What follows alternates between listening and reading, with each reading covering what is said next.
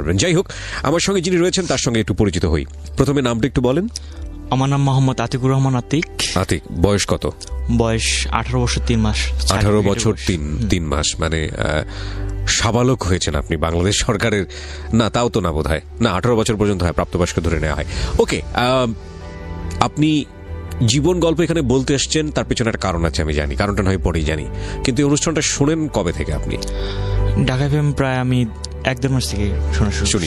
এবং আমাকে শুনেছেন কি 1-1.5 মাস যাবত নাকি আরো আগে থেকে? না, এর আগে থেকে আপনার বই বের হয়েছিল, ওকে আমি পড়তাম। আমার মামা সবসময়, আমার একটা মামা আছে, জি, উনি আপনার বইটা মানে কিনে নিয়ে আসে। ওই বই পাওয়ার আগে কি আপনি শোনেননি রেডিও? না, আমি ঢাকায় আসার পর মামার বাসায় আসি, আসার পর ওইটা বইটা দেখি আমি, জীবন গল্পের। আচ্ছা, তখন ওখানে দেখি আপনার নাম, গল্প দেখি। আচ্ছা, তারপরে আপনি পড়াশোনা শুরু করেন, এবং তারপরে আপনার মনে হলো যে রেডিও শোনা দরকার, তারপরে আপনি রেডিও শুনেছেন। তখন আমি রেডিও শুনতাম। তো আমাকে শুনছেন কত বছর যাবত?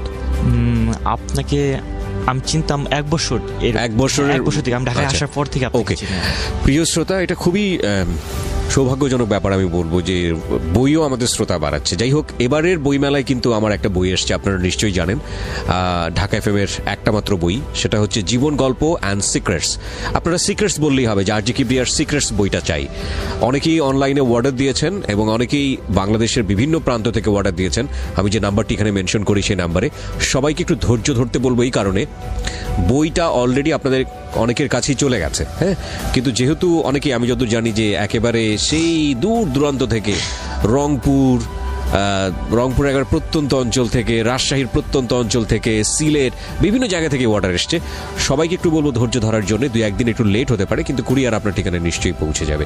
বইটির মূল্য ধরা হয়েছে 200 টাকা। আর বইটি যারা এখন পর্যন্ত অর্ডার করেননি তাদেরকে আমি বলবো, কারণ লিমিটেড খুবই খুবই খুবই কম। আমরা আসলে এটা বৈষয়িক বিষয় চিন্তা করে বইগুলো বাজারে আনি না, এবং এখান থেকে আসলে প্রচুর লাভও হয় না।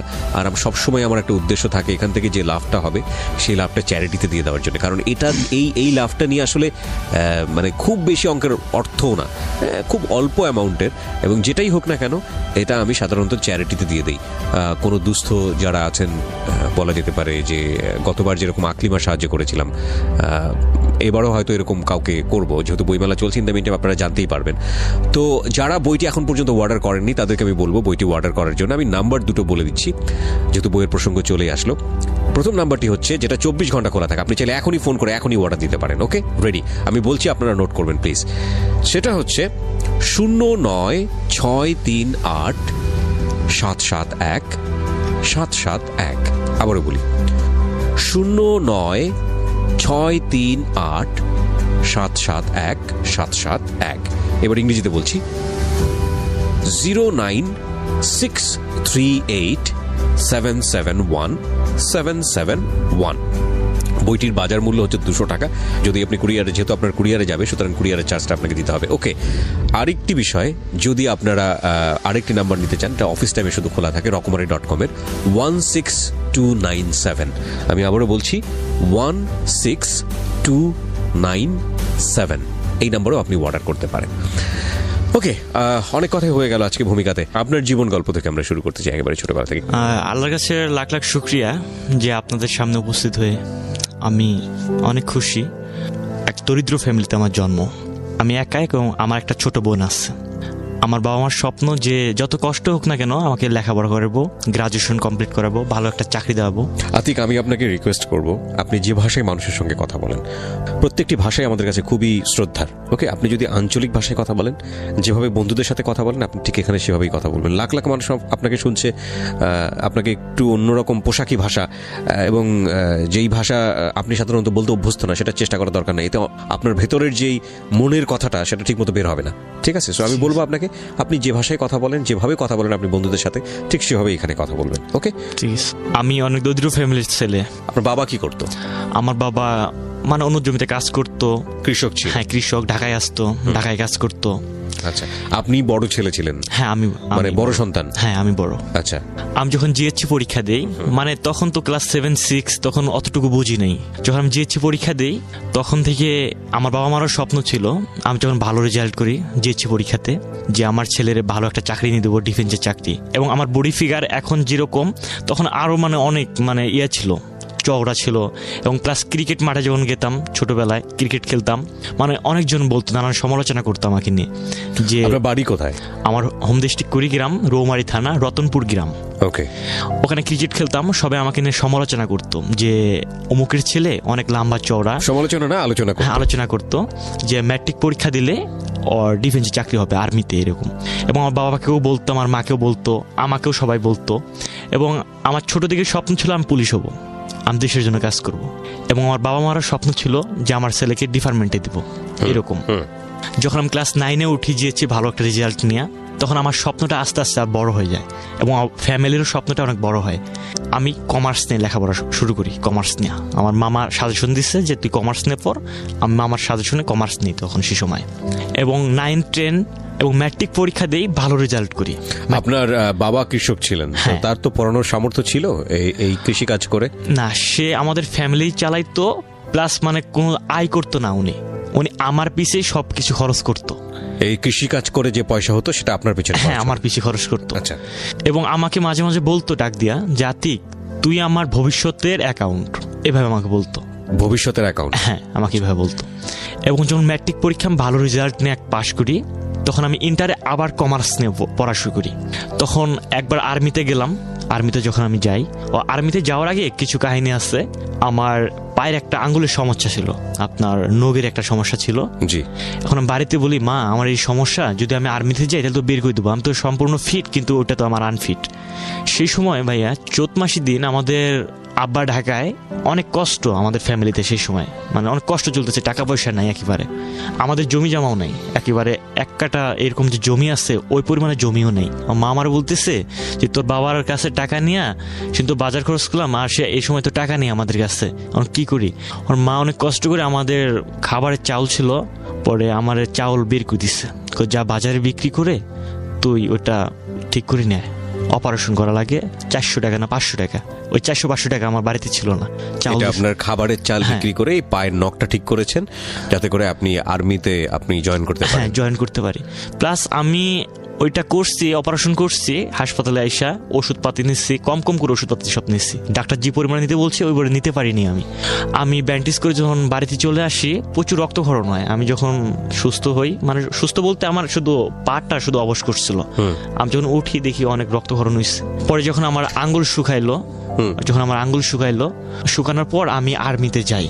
এটা হচ্ছে ফেব্রুয়ারি মাসে। আচ্ছা। আমি আর্মির মাঠে যাই। মাঠে যাওয়ার পর আমি সব কিছুতে ফিট। আপনার প্রাথমিক মেডিকেল হয়েছে, আপনার চূড়ান্ত মেডিকেলে আমার একটা দাঁতের সমস্যা ছিল, আবার একটা সাইডে দাঁতের সমস্যা ছিল।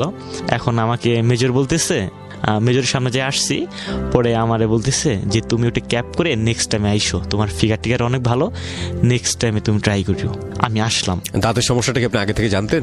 হ্যাঁ, আগে থেকে জানতাম, একবারে লাস্টে তো মনে করছি যে ওইটা মনে হয় তেমন কিছু হবে না। হ্যাঁ, কালো হয়েছে সামান্য একটু, কিন্তু বলছে যে এটা রোড ক্যানেল করে তুমি ক্যাপ করিও, ওইটা ক্যাপ করে আইসো।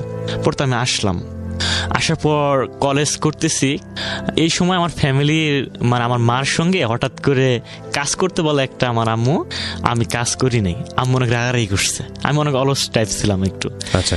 এবং আমাকে আম্মু তেমন আমাকে কাজ করাইতো না, মানে চিন্তা করতো যে আমার ছেলেরা যদি মাঠে পাঠাই, যদি আঙ্গুল কাটতো তাহলে চাকরি হবে না। আমার আম্মু নিজে কাজ করতো। আচ্ছা। একদিন কি জন্য কাজ করতে দিছে একটা, আমি কাজটা করি নাই। এখন আম্মু আমার সঙ্গে রাগারাগি করছে যে তোর আমি কবে কাজ করতে দিই, আজকে তোরা আমি বলছি এই জিনিসটা আনতে, তুই নিয়ে আসলি না, আর তুই ছাড়া আমার কে আছে, তুই বড় ছেলে। অভিমান করেছে? হ্যাঁ, অভিমান করছে। আমি আবার মনে মনে ভাবলাম যে এখন যে বাড়ি থেকে পালাই যাই আমি, তাহলে আমি কয়েকদিন ফাঁকিও দিতে পারবো, স্কুলেও যাবো না, কলেজেও যাবো না, প্লাস এই কাজগুলো করবো না। কি কাজ ছিল এটা? এটা ছিল সেই সময় অন্যের জমিতে, ওই যে আপনার আমাদের গরু ছিল একটা, মানে ধান যে কাটে, আচ্ছা, ওই ধানটা কাইটা মানে মানুষের ওদের বাড়িতে, গৃহস্থের বাড়িতে পিটাইতাম, পিটাই শুধু আমরা আটিটা নিয়ে আসতাম। ও আচ্ছা আচ্ছা, বুঝতে পেরেছি। মানে ধান কেটে দিবেন, ধানটা আপনি হচ্ছে ধান ছড়িয়ে, এটাকে বলে গাছ থেকে ছাড়ানো। হ্যাঁ, ধান গাছে বাড়ি দিয়ে ধানটা ছড়াবেন, এতে আপনাদেরকে যেটা দিবে ওনারা সেটা হচ্ছে খড়টা, আপনারা নিয়ে যাবেন, ওটা আমরা গরুরে খাওয়াবো। আচ্ছা, এই পরিশ্রমের বিনিময়ে শুধু খড়টুকু পাবেন? হ্যাঁ, খড়টুকু। আচ্ছা। এখন আম্মুর সঙ্গে আমার তখন মাথায় এটা আসলো যে এই সময় আমি বাড়ি থেকে পালাই যাই আর আম্মুরও আমি কাঁদামু, এরকম প্ল্যান করলাম। করার পর আমি বিকালবেলা ব্যাগ টেক নিয়ে আম্মু যখন কই গেছে, আমি নিয়ে ব্যাগ নিয়ে পালাই গেছে। ওই প্ল্যানিং করে আমার এক নানু ছিল পাথরের চর বাড়ি, ওটা ছিল আমার নানার চাস্তো বোন, ওখানে বিয়ে হয়েছিল বক্সিগঞ্জ বাজার। ওটা হচ্ছে আপনার পাথরের চর নামে একটা জায়গা, ওদের গ্রাম। বলি যে ওই বাড়িতে যাব। ওই বাড়িতে প্রথমত যাই আমি। যাওয়ার পরে নানুর সঙ্গে কথা বললাম যে নানু ভালো আছেন? কয় হ্যাঁ। তুই এতদিন পর আসছস? আমাকে হ্যাঁ। এর আগে ফির নানু আমাদের বাড়িতে আসছিল, আসার পর আম্মুরে বলছে যে ওরে পাঠায় দিও তো আমাদের বাড়িতে। এবং আমারও বলছি যে অনেকদিন থেকে যাস না, তুই আমাদের বাড়ি বেড়ায় আসিস। পরে নানুর বাড়ি থেকে নানু ভালো আছেন? কয় হ্যাঁ। বস তুই। বাড়ির সবাই ভালো আছে? কয় হ্যাঁ ভালো আছে। আসছস কয়েকদিন থাক। আমি তো মনে মনে ভাবি যে থাকবোই তো, বাড়িতে কাঁদাচ্ছি আমি মারে, মানে এই প্ল্যানিং আমার মাথার মধ্যে সবসময় ওইটাই ঘুরঘার করছে। এখন বাড়ি থেকে আমি কোনো যোগাযোগ বন্ধ করছি। তারপরের দিন টেলিভিশন, নানুর রুমে টেলিভিশন ছিল তো, আমি টেলিভিশন দেখতেছি। সেই সময় একটা মেয়ে দেখি রুমে আসছে, কেমন যেন আমার ভালো লাগলো সেই সময়টা। কোন ক্লাসে পড়েন ওই সময়টাতে? আমি ইন্টার সেকেন্ড ইয়ারে পড়ছেন। ওকে। আই পরীক্ষার আগে এই সময়টা। ওকে। কেমন যেন ভালো লাগে আমার, ভালো লাগে। পরে আমি টেলিভিশন দেখলাম, দেখার পর ও প্রতিদিন ওই নানুর রুমে আসে। কে ওই মেয়েটা সেটা আপনি জানেন না? ওইটা জানি না। পরে ওই নানুর একটা ছেলে আছে মামা, ছোট, নাম সুজাত। ওর কাছে আমি জিজ্ঞেস করি যে মেয়েটা কে? আমার ভাতিজি লাগে, মানে আমার ওই নানার মানে নাতনি লাগে। আচ্ছা। আমি ফির নাতি হই। ওকে, বুঝতে পারছেন? আমি আবার বললাম যে ওর কি বিয়ে হয়েছে? না বিয়ে হয়নি। মামা কি জন্য প্রশ্ন করছেন? আমি কই না এমনিতে স্বাভাবিক, একটা সুন্দরী মেয়ে তো দেখলে বলতে পারি। ওর মামা হাসে, ফ্রি ছিলাম তো। আচ্ছা ঠিক আছে, সমস্যা নেই। পর রাত্রে ঘুমাইছে ওই সুজাত আমার মামা, ওর ফোনটা আমি নিচ্ছি বালিশের তল দেখি, নিয়ে আমি এক এক করে নাম্বার চেক করতেছি। দেখি যেহেতু ওর ভাতিজি লাগে অবশ্যই নাম্বার আছে ওখানে। পরে দেখি ওখানে সেভ করা আছে পারভিন নামে। আমি নাম জানতাম মেয়ের, পরে নাম্বারটা ওখানে কালেক্ট করছি আমি। ওকে। প্রত্যেক দিন সকালবেলা ওই মেয়ে আসবো, এসে টেলিভিশন দেখবো, 9টা পর্যন্ত থাকবো, আবার চলে যাইবো, আবার সন্ধ্যার পর আসবো। আচ্ছা। এবং আমিও তার সঙ্গে সময় দিতাম। এবং যেদিন থেকে আমি নাম্বার দিলাম সেদিন থেকে তার আমি SMS করা শুরু করছি। এখন বলতেছে ও SMS করে আমার পরিচয় যাচ্ছে যে তুমি কে। এখন আমি পরিচয় আর দিই না। বেশ কয়েকদিনই ভাই কাটে, প্রায় 7-8 দিন। এই 7-8 দিন বাড়ির সঙ্গে কোনো যোগাযোগ নেই? কোনো আমার যোগাযোগ নেই। তারপরে SMS তো চ্যাট করি ওর সঙ্গে, কোনো পরিচয় দেই না। পরে এবার দীর্ঘ 9-10 দিন কাটা যায়, আমার ফ্যামিলির সঙ্গে কোনো যোগাযোগ নেই আমার। একদিন আমার নানা ওরে বলতেছে যে নাতনি মুড়ি মাখতো, আমি পাশের রুমে শুয়ে আছি, আমি আবার শুনছি মুড়ি। আমি আবার SMS করছি যে মুড়িটা বেশি করে মাইখো। ওকে। তখন ও বুঝতে পারছে যে আমি। পরে মুড়ি মাখছে, মাখার পর ও আবার ফোন দিছে, মানে একটু পর ফোন দিছে যে তুমি কি? আমি জানি আমি কে, আমি যে তুমি আমার দাদুর নাতি। ও আমার বলতেছে কি জন্য ফোন দিচ্ছেন? আমি এই বয়সে কি জন্য ফোন দেয় এটা বুঝতে পারেনি আপনি এখনো? কয় কি বলতে চান বলেন। আমাকে কি বলতে চাই এটা বুঝাই নিন আপনি। এভাবেই চললো, আরো কয়েকদিন চললো, দেখা দেখি ইঙ্গিতে হাসাহাসি এরকম চললো। চলার পর এই হাসাহাসির মধ্যে প্রেম শুরু হয়ে যায় ওর সঙ্গে আমার। প্রেম বলতে কি দুই সাইড থেকেই এই জিনিসটা হয় নাকি? হ্যাঁ, আমাদের প্রেমটা শুরু হয় একটা আম দিয়া। জি। আমার নানু একটা আম দিয়ে গেছে দুধ সহ। ওই সময় ওই মেয়েটা আমার রুমে প্রবেশ করছে, নাম পারভিন। এখন দেখতেছে যে আমি আম চুলাইয়া বসে আছি। তখন ও না নিজে আমটা নিয়ে আমার দুধের মধ্যে মাইখা দিছে, আপনি খান। আমি কই কি শুধু SMS চলতেছে, কিছু বললেন না? আপনি বুঝেন না আমি আপনাকে ভালোবাসি। এভাবে শুরু হয় তার সাথে আমদুধ প্রেম। হ্যাঁ, আমদুধ প্রেম শুরু হয়। তখন আস্তে আস্তে রমজানটা চাইফা আসে, রোজা। হ্যাঁ, রোজা চাইফা। খাবারটা কেমন টেস্টি ছিল? অনেক ভালো। জীবনের সেরা আমদুধ খাবার ওর সেদিন খেয়েছে। And believe me, first emotion is মানে ইটস রিয়েলি হেভেনলি। এটা আসলে কখনোই আর লাইফে কখনো ব্যাক করে না। প্রথম হাত ধরা, প্রথম যে কোনো কিছুই প্রথমটা আসলে অন্যরকম ফিলিংস। এটা কখন লাইফে নেভার এভার ব্যাক করে। হ্যাঁ বলেন। তারপর এভাবে রমজান চাইফা আসে, আস্তে আস্তে রমজান। বাড়িতে যাননি? না, তারপর বাড়ির সঙ্গে কোনো আমার যোগাযোগে নেই। বাড়ির কথা মনেও পড়ে না? না, আস্তে আস্তে এখানে মানে আমার সব ফিলিংসটা এখানে এসে কোনো চিন্তায় বাড়ির জন্য হয় না। বুঝতে পেরেছি। হ্যাঁ, এভাবে প্রায় 1 মাসের কাছাকাছি চলে গেল। আমি নানুর বাড়িতে থাকি, প্লাস নানুর বাড়ি থেকে একটু আমার বন্ধুর বাড়িতে যাই। এবং বাড়িতে জানেও না আপনি কোথায় আছেন? না, বাড়িতে কি হচ্ছে আমি তাও জানি না। আচ্ছা। তারপরে এভাবে সময় আস্তে আস্তে যাচ্ছে।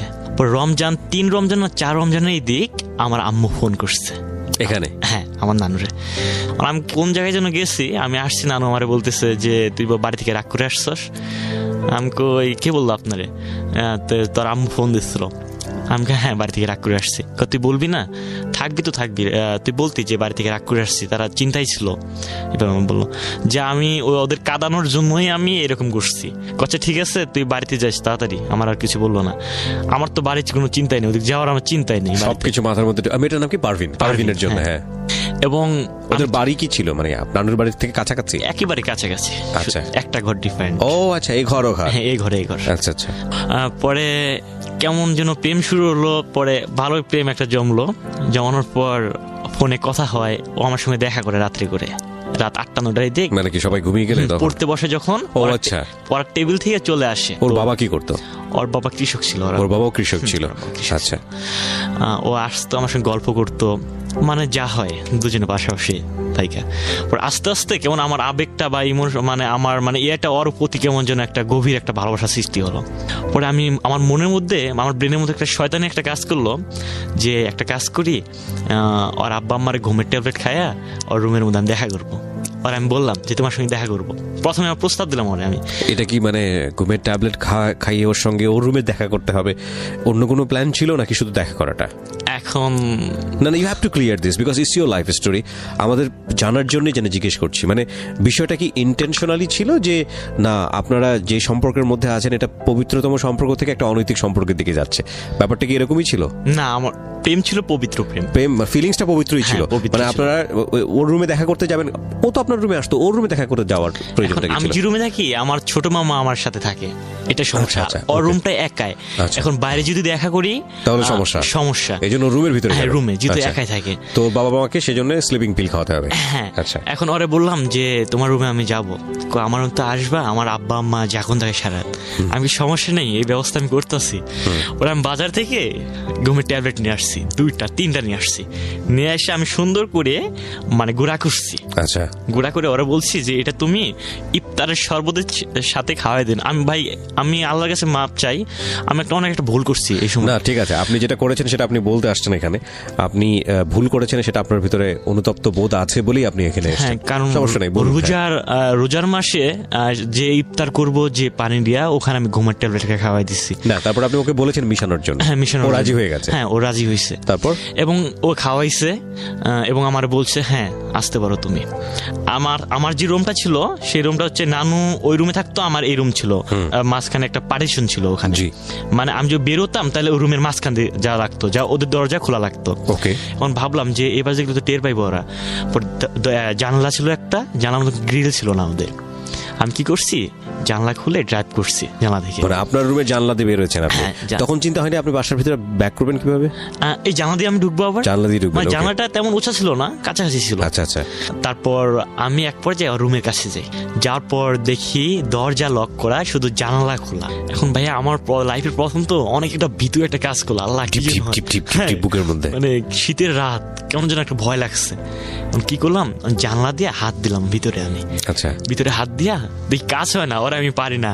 পরে একটা বাইরে একটা শোলা ছিল, আমরা বলি শোলা, পাটের ভিতরে যে এটা থাকে, আচ্ছা, ওইটা দিয়ে আমি গোতা মারছি ওরে। আচ্ছা, ওরে গোতা মারছি, ও বুঝতে পারছে, আসছে। পরে ও দরজা খুলে দিচ্ছে।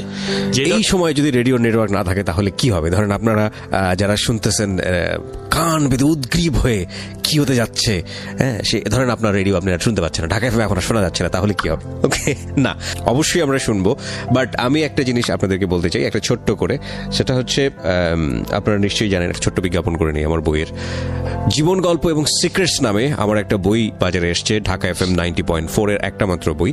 বইটি যদি আপনারা সংগ্রহ করতে চান, আপনারা বইমেলা থেকেই বইটি সংগ্রহ করতে পারবেন।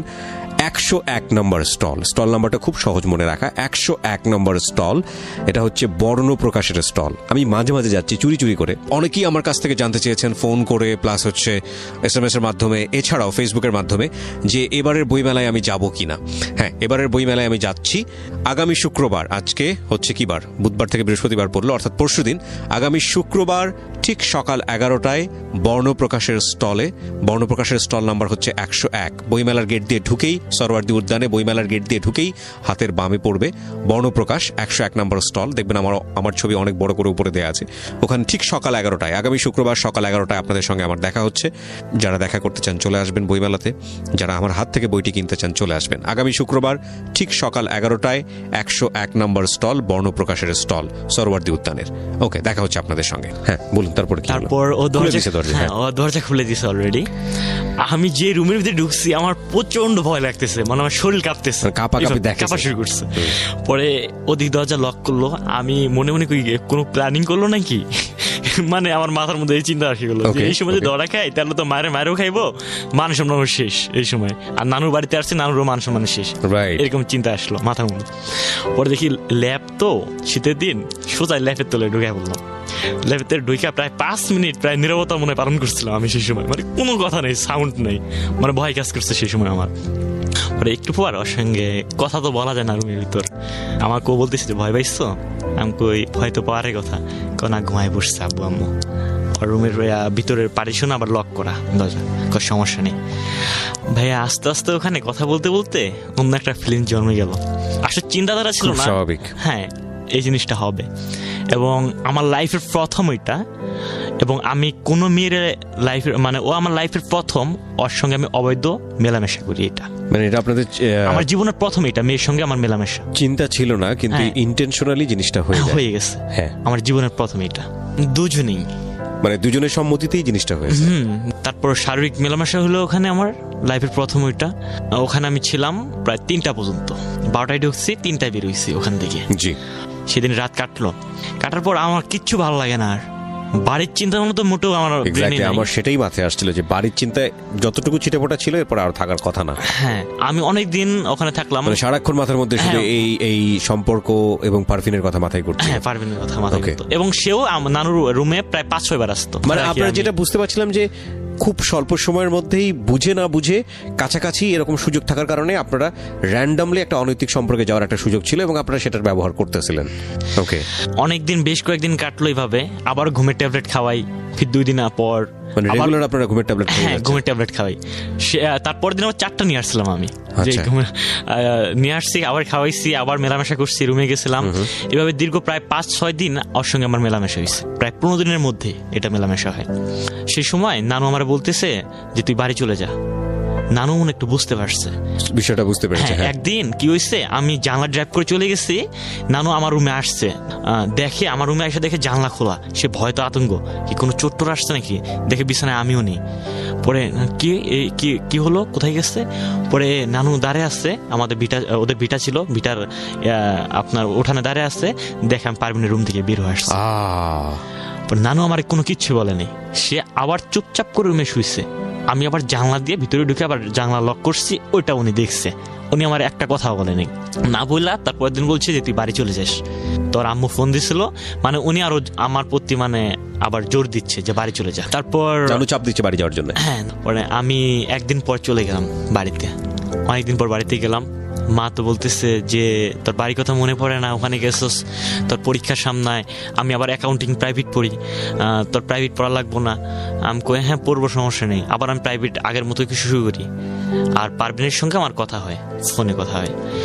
কথা বলতে বলতে আমার পরীক্ষা, আমার চাইফা আসে সে সময়, পরীক্ষা একেবারে কাছে চলে আসে। সেই সময় পারভিনের আমি বলি যে তুমি কথাবার্তা একটু কম করে বললো, আমার সমস্যা হয়। আমি ওরা বললাম, মানে চিন্তাধারাটা আমি ফাঁকে আসছি তো, এখন রৌমারিতে ওর বাড়ি পাথরের চর, আমার পরিবর্তন হওয়া শুরু করলো, মানে ওর প্রতি আমার ফিলিংসটা কমতে শুরু করলো। হ্যাঁ, শুরু করলো। আর আমি বললাম যে পরীক্ষা আমার সামনে, তুমি কম কথা বলো। আচ্ছা ঠিক আছে। আমি পরীক্ষা দিলাম, ভালো করে পরীক্ষা দিলাম। দেওয়ার পর আমার মামা থাকতো নবীনগর কালামপুরে থাকতো। জি, ওই মামার বাড়িতে বেড়াইতে আসবো, পরীক্ষার পর কোনো কাজ বাজ নাই। এখন মামা আমারে বলতো যে তুই অনেকদিন থেকে আগে থেকে বলতো যে আমার বাড়িতে আয়। মামা আবার চাকরি পাইছে 2012 সালে ডিবি পুলিশ, সে যে আমি কোথায় থাকি তুই দেখা যা, একটু ঘুরাই টুরাই যা, এখানে ঢাকা শহরে আসিস নাই, একবার দেখা যা। আমি কই আচ্ছা ঠিক আছে। পরীক্ষার পরে মামার বাসায় আসলাম। আসার পর এখানে বেশ প্রায় 4-5 দিন ছিলাম। 4-5 দিন থাকার পর আমার আগে থেকে প্ল্যানিং ছিল যে আমি পারভিন সহ প্রেম করতেছি, এখন এই অবস্থায় শুধু প্রেম করলে হবে না, আমাকে একটা ইনকামের সোর্স বের করতে হবে ঢাকা শহরে। অর্থাৎ মামার বাসায় যাব, মামার বাসা থেকে আমি যে আমার বন্ধুর কাছে যোগাযোগ করছি, আমার বন্ধু আছে ওদের কাছে যাব, ওরা জব করে আমিও জব নেবো, নিয়ে আমি পারভিনের বের করে নিয়ে আসবো। এই ধরনের আমার চিন্তা ভাবনা প্ল্যানিং কাজ করে। পরে মামার বাসায় আসলাম, আসার পর 6-7 দিন থাকলাম। থাকার পর মামারে বলতেছি, মামা আমি চলে যাম। কেন, তুই সেদিন আসলি, থাক আরো কিছুদিন থাক। মামা আমার অফিস করে, মামি একাই নতুন বিয়ে করছে, মামি তোর মামির সঙ্গে সময় টময় দে। আমি না মামা চলে যেতে হবে, সমস্যা আছে। পরে মামা আমার টাকা দিচ্ছে 1000 টাকা। মামা বলতেছে যে চল তোরে তাহলে গাড়িতে টিকিট করে দিয়ে আসি। মামা আপনাকে যাওয়া লাগবো না, আমার বন্ধু আছে, বন্ধুর সঙ্গে দেখা করে আমি চলে যাব নবীনগর স্মৃতিসৌধতে, আমার বন্ধু এখানে আসবো, তার সঙ্গে ঘোরাফেরা করে আমি চলে যাব, আপনার আশা লাগবে না। পরে আচ্ছা ঠিক আছে, যা আমার ফোনের সঙ্গে আমার সঙ্গে যোগাযোগ করিস ফোনে, সমস্যা হলে। আচ্ছা ঠিক আছে। ওখানে গেলাম, বন্ধুরে যা বললাম, বন্ধু আমার একটা চাকরির দরকার। আচ্ছা ঠিক আছে থাক তুই। এখন ওর কাছে আমি প্রায় 7-8 দিন থাকলাম, চাকরি কোনো ব্যবস্থা হলো না, অনেক খোঁজাখুঁজি করতেছে। আচ্ছা, ও মেসে থাকে, তো আমি মেসে কষ্ট মষ্ট করে থাকি। আর পারভিনের সঙ্গে আমার কথাবার্তা চলে ফোনে, হ্যাঁ ফোনে কথাবার্তা চলে। এবং পারভিনও আমি বলতেছি যে আমার চাকরি হবে, রেডি থেকে তোমার আমি নিয়ে আসবো, এরকম কথা আমি বলছি পারভিনরে। পরে আমার একটা চাকরি হয়, প্রাণ আরএফএল কোম্পানিতে জব হয়। প্রাণ আরএফএল কোম্পানিতে জব হয়, এখানে ঢাকা মধ্যপাড়ায় আমি পরীক্ষা দিচ্ছি, এখানে ইন্টারভিউ হয়েছে সব কিছু। পরে আমার এখানে চাকরি হয়। চাকরি হওয়ার পর আমি তখন আমার পোস্টিং করে কোনাবাড়িতে, ওখানে আমি কাজ করি। এখন আমি যোগাযোগ করতে করতে একদিন দেখি ওর ফোন অ্যাক্টিভ না, বন্ধ কেন? আপনার আর্মিতে আর পরীক্ষা দেওয়া হলো না? না, মানে আর্মিতে পরীক্ষা বলতে আর্মি এখনো দিন চাইফা আসেনি, অ্যাপ্লাই করছি, অ্যাপ্লাই করে রাখছেন, ওরা এখনো ডাকে নেই, তারা এসএমএস করেনি ফোন। একদিন ওর ফোন অ্যাক্টিভ পাচ্ছি না, আমি প্রায় 3-4 দিন অ্যাক্টিভ পাচ্ছি না, কি হলো? পরে আমি ডাইরেক্ট মামারে ফোন দিলাম, মানে ওই যে সুজাত যে ওর ইয়া হয়, আপনার চাচা হয় সম্পর্কে, ওর ফোন দিলাম যে পারভিনের ফোন অ্যাক্টিভ না কেন? ও আমার বলতেছে যে পারভিন তো বিয়ে হয়েছে। আমি কবে হয়েছে? কেন, এই ঈদের মধ্যে হয়েছে। আমি আবার ঈদের পরে আপনার কোনাবাড়ি চলে আসছি। মানে কি আপনার সঙ্গে কথাবার্তা হতো, তার হঠাৎ করে বিয়ে হয়ে গেল, আপনি কিছু জানলেন না? না, আমার কোনো কিছু বলেনি, পারভিন নিজেও কিছু বলে না, কোনো কিছু বলেনি এর মধ্যে। শুধু ওর সঙ্গে কথাবার্তা চলতো যে আমি আমার চাকরি হলে তোমার নিয়ে আসবো। আচ্ছা ঠিক আছে।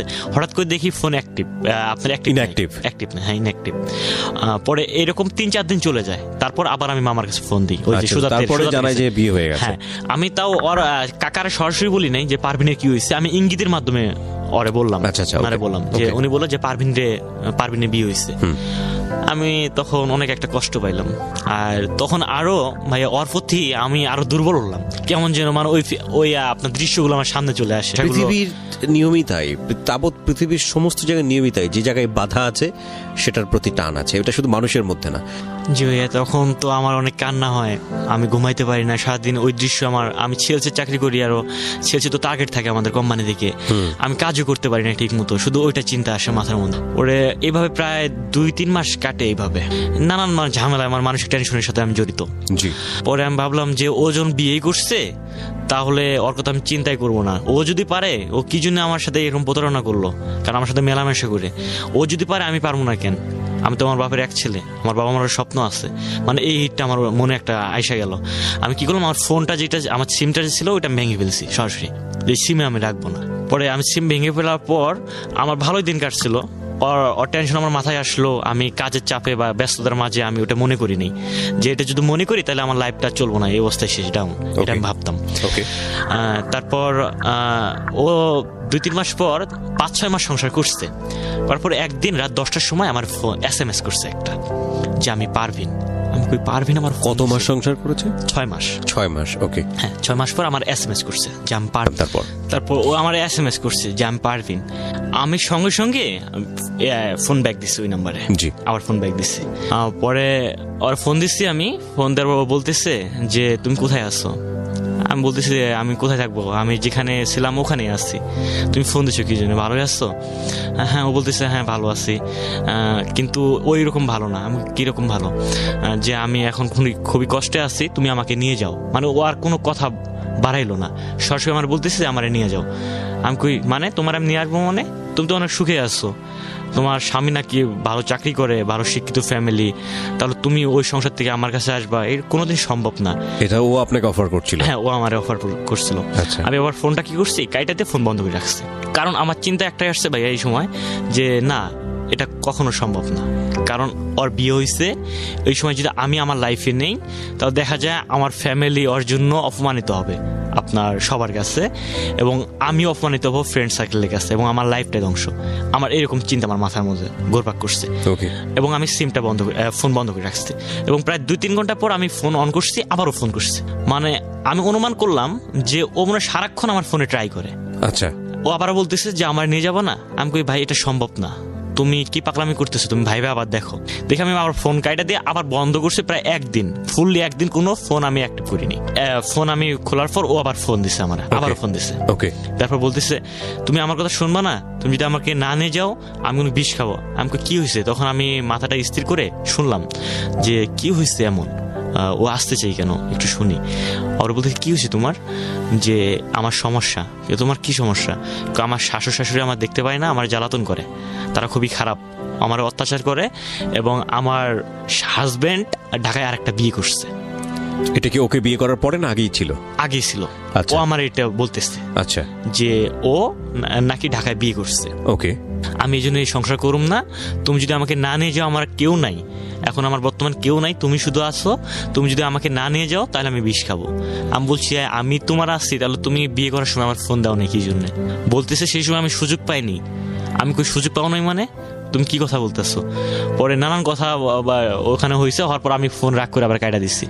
তারপর ভাইয়া ফোন কাটার পর আমার মাথার মধ্যে শুধু ঘুরপাক ওই দৃশ্যগুলো আবার আমার চোখের সামনে আসতেছে। মানে আপনার প্রেমের দিকে যে অনৈতিক সম্পর্কগুলো ছিল, বর্ষকে যে ইন্টিমেট রিলেশনশিপ যেটাকে আমরা বলি, ওকে, এই দৃশ্যগুলো আবার আমার চোখের সামনে ঘুরপাক করতেছে। আমি আবার ভাবলাম যা কি হয়েছে দেখি, আবার ফোনটা ওরে ফোন দেই, আমি কি অবস্থায় আছে আবার শুনি। আবার ফোন খুলে ওরে ফোন দিছি ডাইরেক্ট, যে বলো তোমার এখন কি সমস্যা, কি করতে পারি তোমার জন্য? যে আমার জন্য কোনো কিছু করতে হবে না, তুমি আমাকে নিয়ে যাও ঢাকায়, নিজে তোমার কাছে রাখো। পারভিন বলছে এটা? হ্যাঁ, পারভিন বলতেছে। তখন আমার যে মাথার মধ্যে যে মানে ইয়াগুলো কাজ করছিল তখন আর কাজ করতেছে না, তখন পারভিনের প্রতি আমি দুর্বল হয়ে গেলাম। ওই আমার দৃশ্যগুলো চোখের সামনে ঘুরপাক করছে, আর প্রতি আমি দুর্বল হয়ে গেলাম। তখন আমার ফ্যামিলির কথা মনে আসতেছে না, আমার চাকরির কথা মনে আসতেছে না, আমার লাইফ যে একটা আমার লাইফ এখনো সেট হয়নি ওই দিকে আমার মনে হইতেছে না। এখন আমার মনে হচ্ছে যে আমি প্রাণকমনে চাকরি করতেছি, এখন এই সময় আরে নিয়ে আসলে আমি খাইতে পারবো, 12,000 টাকা স্যালারি পাচ্ছি, এর মধ্যে ওরও চলবো আমারও চলবো, এটা আমার মাথার মধ্যে ঘুরপাক খাচ্ছে। এখন বললাম আচ্ছা ঠিক আছে, তাহলে আজকে তো স্যালারি দিব না, 10 তারিখে 11 তারিখে স্যালারি দিব, আমি স্যালারিটা নিয়ে রাত্রে আমি চলে যাবো। আচ্ছা ঠিক আছে। তারপর আমি স্যালারি পাইলাম, স্যালারি পাওয়ার পর ও আমাদের স্যালারিটা প্রাণ কোম্পানিতে 1 তারিখে দেয়, কিন্তু আমার বেতনটা হ্যান্ড ড্রাফট করছিল, আমার টার্গেটটা পূর্ণ হয়নি, এই জন্য 11 তারিখে বেতনটা দিচ্ছে আমার। আমি পরে বেতন নিলাম, নেওয়ারে ফোন দিছি যে আমি তো বেতন পাইছি, তাহলে আমি টিকিট করলাম, তুমি বের হয়ে থাকো। এটা বিকালবেলা কথা হলো। আচ্ছা ঠিক আছে, আমি বের হবো, আমি তো বাড়ি থেকে যাইতে পারবো না, তাহলে আমি এক দাদুর বাড়িতে, নানুর বাড়ি ওর, এটা হচ্ছে বক্সিগঞ্জ না, ওটা ডিগ্রিচর বাজার, যে আমি ওখানে আসি, তুমি আইসা রাত্রে আমার ফোন দিও, আমি ওখান থেকে তো বের হয়ে যাবো, তোমার সঙ্গে বাইর হয়ে যাবো। আমি আচ্ছা ঠিক আছে। কথা মতো কাজ শুরু হইলো। তারপর আমি টিকিট করলাম নাবিল গাড়িতে, রাত 3টার সময় আমি ওই ডিগ্রির চরে নামলাম। নামার আমি ফোন দিছি যে পারভিন আমি তো নামছি, তাহলে তুমি তো বের হইছো? হ্যাঁ আমি ওকে, সবকিছু আছে, আমি তো দাদুর বাড়ি চিনি না, কাকার বাড়ি ওটা আমি চিনি না। ও আমার বললো কি যে তুমি উত্তর দিকে হাঁটো মেন রাস্তা দিয়া, দেখো আমি মেন রাস্তায় দাঁড়ায় আছি, তুমি যেখানে আসো ওখান থেকে আমি 2 মিনিট পরে আমি, মানে ও আমাকে এই কথাটা বললো। আমি আবার কি করলাম, ওখান থেকে হাঁটা শুরু করলাম। হাঁটতে ভাই আমার ফোন গেছে বন্ধ হয়ে। আমার নর্মাল একটা ফোন ছিল, একেবারে শাটডাউন, মানে ফোন আর অন হচ্ছে না, বারবার ট্রাই করছি ফোন অন হচ্ছে না। আমি ওখান থেকে প্রায় 5-6 বার রাউন্ড করছি, প্রায় 2-3 কিলো গেছি পর্যন্ত, কিন্তু ওর আর দেখা আমার মেলেনি। তখন কটা বাজে? রাত 3:30, তখন 4টার কাছাকাছি, 3:30 ওকে। তারপর আমি অনেক আমার মানে ভয় কাজ করছে এখন, যে কি হলো, ওরও তো পাইতেছি না, এখন যদি কেউ যদি আমাকে দেখে এই সময়, তাহলে চোর মনে করে পিটাইবো, যে এত রাত্রে ঘোরাঘুরি করতেছে। আর আমার পায়ে বুট ছিল, জুতা ছিল, মেন রাস্তায় হাঁটতেছি তো, রাস্তার পাশে রুম আছে, অনেকজনের বাড়ি আছে, শব্দ হচ্ছে, সেই রাত্রে কোনো শব্দ নেই, শুধু আমার পায়ের জুতার শব্দ হচ্ছে। ভাবলাম এই সময় হাঁটা যাবো না। সেই সময় দেখি একটা মসজিদ পাশে, ওরা যে যদি আল্লাহর ঘরে ঢুকি তাহলে কেউ কিছু করতে পারবো না, বলতে পারবো না, আমি তাহলে মসজিদের ভিতরে ঢুকি। তারপর আস্তে করে মসজিদের ভিতরে ঢুকলাম। মসজিদের ভিতরে ঢুকিয়া দেখি কিন্তু শুয়ে আসছে, একটা সিরা ওইটা হচ্ছে আপনার বস্তা। আচ্ছা, বস্তা শরীরে শুয়ে আছে। আমি তো প্রচুর ভয় পাইছি, আল্লাহ কে যেন শুয়ে আছে। দেখে এক পাগল আমার দেখা যখন পাইছে, আমার কোনো কিছু বলতেছে না, আমার শুধু দেখতেছে, আমার ভয় কাজ করতেছে। আমি পাগলের সঙ্গে কোনো কিছু কথা বললাম না। পাগলটা এক কোনায়, আমি গেলাম ওই কোনায়, যে আমি বইলাম ওখানে। আমার প্রচন্ড ভয় কাজ করতেছে সেই সময়। ভয় পরে এখানে 4টা 4:30 ওই দিক, যখন আপনার ফজর আজান দেবো, তখন মসজিদের ইমাম আসলো চইলা। ওকে, আসার পর আপনার ইন দ্য মিন টাইম চিন্তা হচ্ছিল না যে পারভিন কোথায়, কি করতেছে? হ্যাঁ, কাজ হয়েছিল, কাজ করতেছি সেই সময়। আমার প্রচুর টেনশন হচ্ছে এবং ফোনটা আমি বারবার খুলতেছি, মানে ফোন আমি বারবার ট্রাই করতেছি। এটা কি ফোন বন্ধ হচ্ছে কি, মানে ফোন ব্যাটারি অফ হয়ে গেছে নাকি ফোনে ঝামেলা? না, ব্যাটারি সমস্যা। ওকে, বারবার অন করতেছি, ফোন অন হচ্ছে না। এবং সেই সময় ইমাম সাহেব চলে আসলো, আমার বললো, আমি সালাম দিলাম যে তুমি কে? আমি বললাম, হুজুর আমি তো আসছি ঢাকা থেকে, এখানে আমার গাড়ি দিয়ে নামিয়ে দিচ্ছে, আমার বাড়িতে দূরে, এই জন্য মসজিদে উঠছি, ফজর নামাজ পড়ে একটু ভোর হলে আমি চলে যাবো, শীতের সকালের জন্য বের হইনি আমি এত রাত্রে। আচ্ছা ঠিক আছে, সমস্যা নেই। আর ইমাম সাহেবও এত আমার প্রশ্ন করলো না। নামাজ টামাজ শেষ করে পরে আমি বিসমিল্লাহ বলে ফোনটা আমি বাটনে চাপ মারছি, দেখি ফোন অলরেডি অন হয়ে গেছে। ওকে, ব্যাটারিটা ছিল নর্মাল ব্যাটারি, একবার অন হয় একবার অফ হয় এরকম। ওকে, চার্জ হয়ে আসছে। পরে আমি পারভিনের তখনই ফোন দিছি, যে পারভিন, ও কাদা শুরু করছে, তুমি আমার এত বড় ফাঁকি দিলা, তোমার জন্য আমি প্রায় 1 ঘন্টা দাঁড়িয়েছিলাম মেন রোডে, মানে অনেক কাদা শুরু করছে, যে আমার তো অবস্থা খারাপ করবো আজকে, আমি তোমার জন্য বের হয়ে আসছি, এখন যদি তোমার সঙ্গে আজকে আমি না যাই তাহলে তো আমার ফ্যামিলি, আমার শাশুড়ি বাড়ি থেকে রাগ করে আসছি। এবং ওর এখানে একটা সমস্যা ছিল, ও যখন আমার শাশুড়ি বাড়ি থেকে রাগ করে আসছে, ওদের বাড়ি থেকে ওর নানুর বাড়িতে আসছে, ও দাদুর বাড়িতে নানুর বাড়ি, ওখানে রাগ করে আসছে। ওর আব্বু আম্মুরে বলে নেই, ওর আব্বু আম্মু পরে ফোনে যোগাযোগ করে দেখে যে ওর কাকার বাড়িতে না খালুর বাড়িতে, ওই নানুর বাড়িতে আসছে। ওটা কি সম্পর্ক হয় আমি জানি না, ওই বাড়িতে আসছে। এবং পারভিন বলতেছে যে তুমি যদি আমাকে না নিয়ে যাও আজকে, তাহলে কালকে সকালবেলা কাকারা এসে আমাকে মাইরা ফেলাবো, যেহেতু হাজবেন্ডের বাড়ি থেকে কাকারা আসছে। আমি কই তোমার চিন্তা নাই, আমি মসজিদে নামাজ পড়ছি, এখানে আমার ফোনের সমস্যা হয়েছিল, আমি এখানে আসি, তুমি আসো। কয় তুমি ওখানে থাকো না, তুমি আবার ওই রাস্তা দিয়ে হাঁটা শুরু করো, আমি আসতেছি, হাইটা আসতেছি। আমি আচ্ছা তুমি আসো। পরে শীতের মধ্যে দেখি ও আসতেছে, ও আয়সা বলল যে চলো। এখন আমি ওরে বললাম যে, মানে আমার ভাই সেই সময়টা অনেক ভয় কাজ করছিল, প্রচন্ড ভয় লাগতেছে যে কি যেন হয়, এই শীতের সকালে একটা মেয়েরে নিয়ে যাইতেছি আমি, কে যেন কি বলে, আর এই মেয়েরে বা কে চিনে, হয়তো বা চিনতেও পারে কেউ, আমারে হয়তো বা চিনে না, আমার বাড়ির রৌমারি, কিন্তু ওর বাড়িতে ওখানে পাশাপাশি, হয়তো বা কেউ চিনতে পারে এরকম।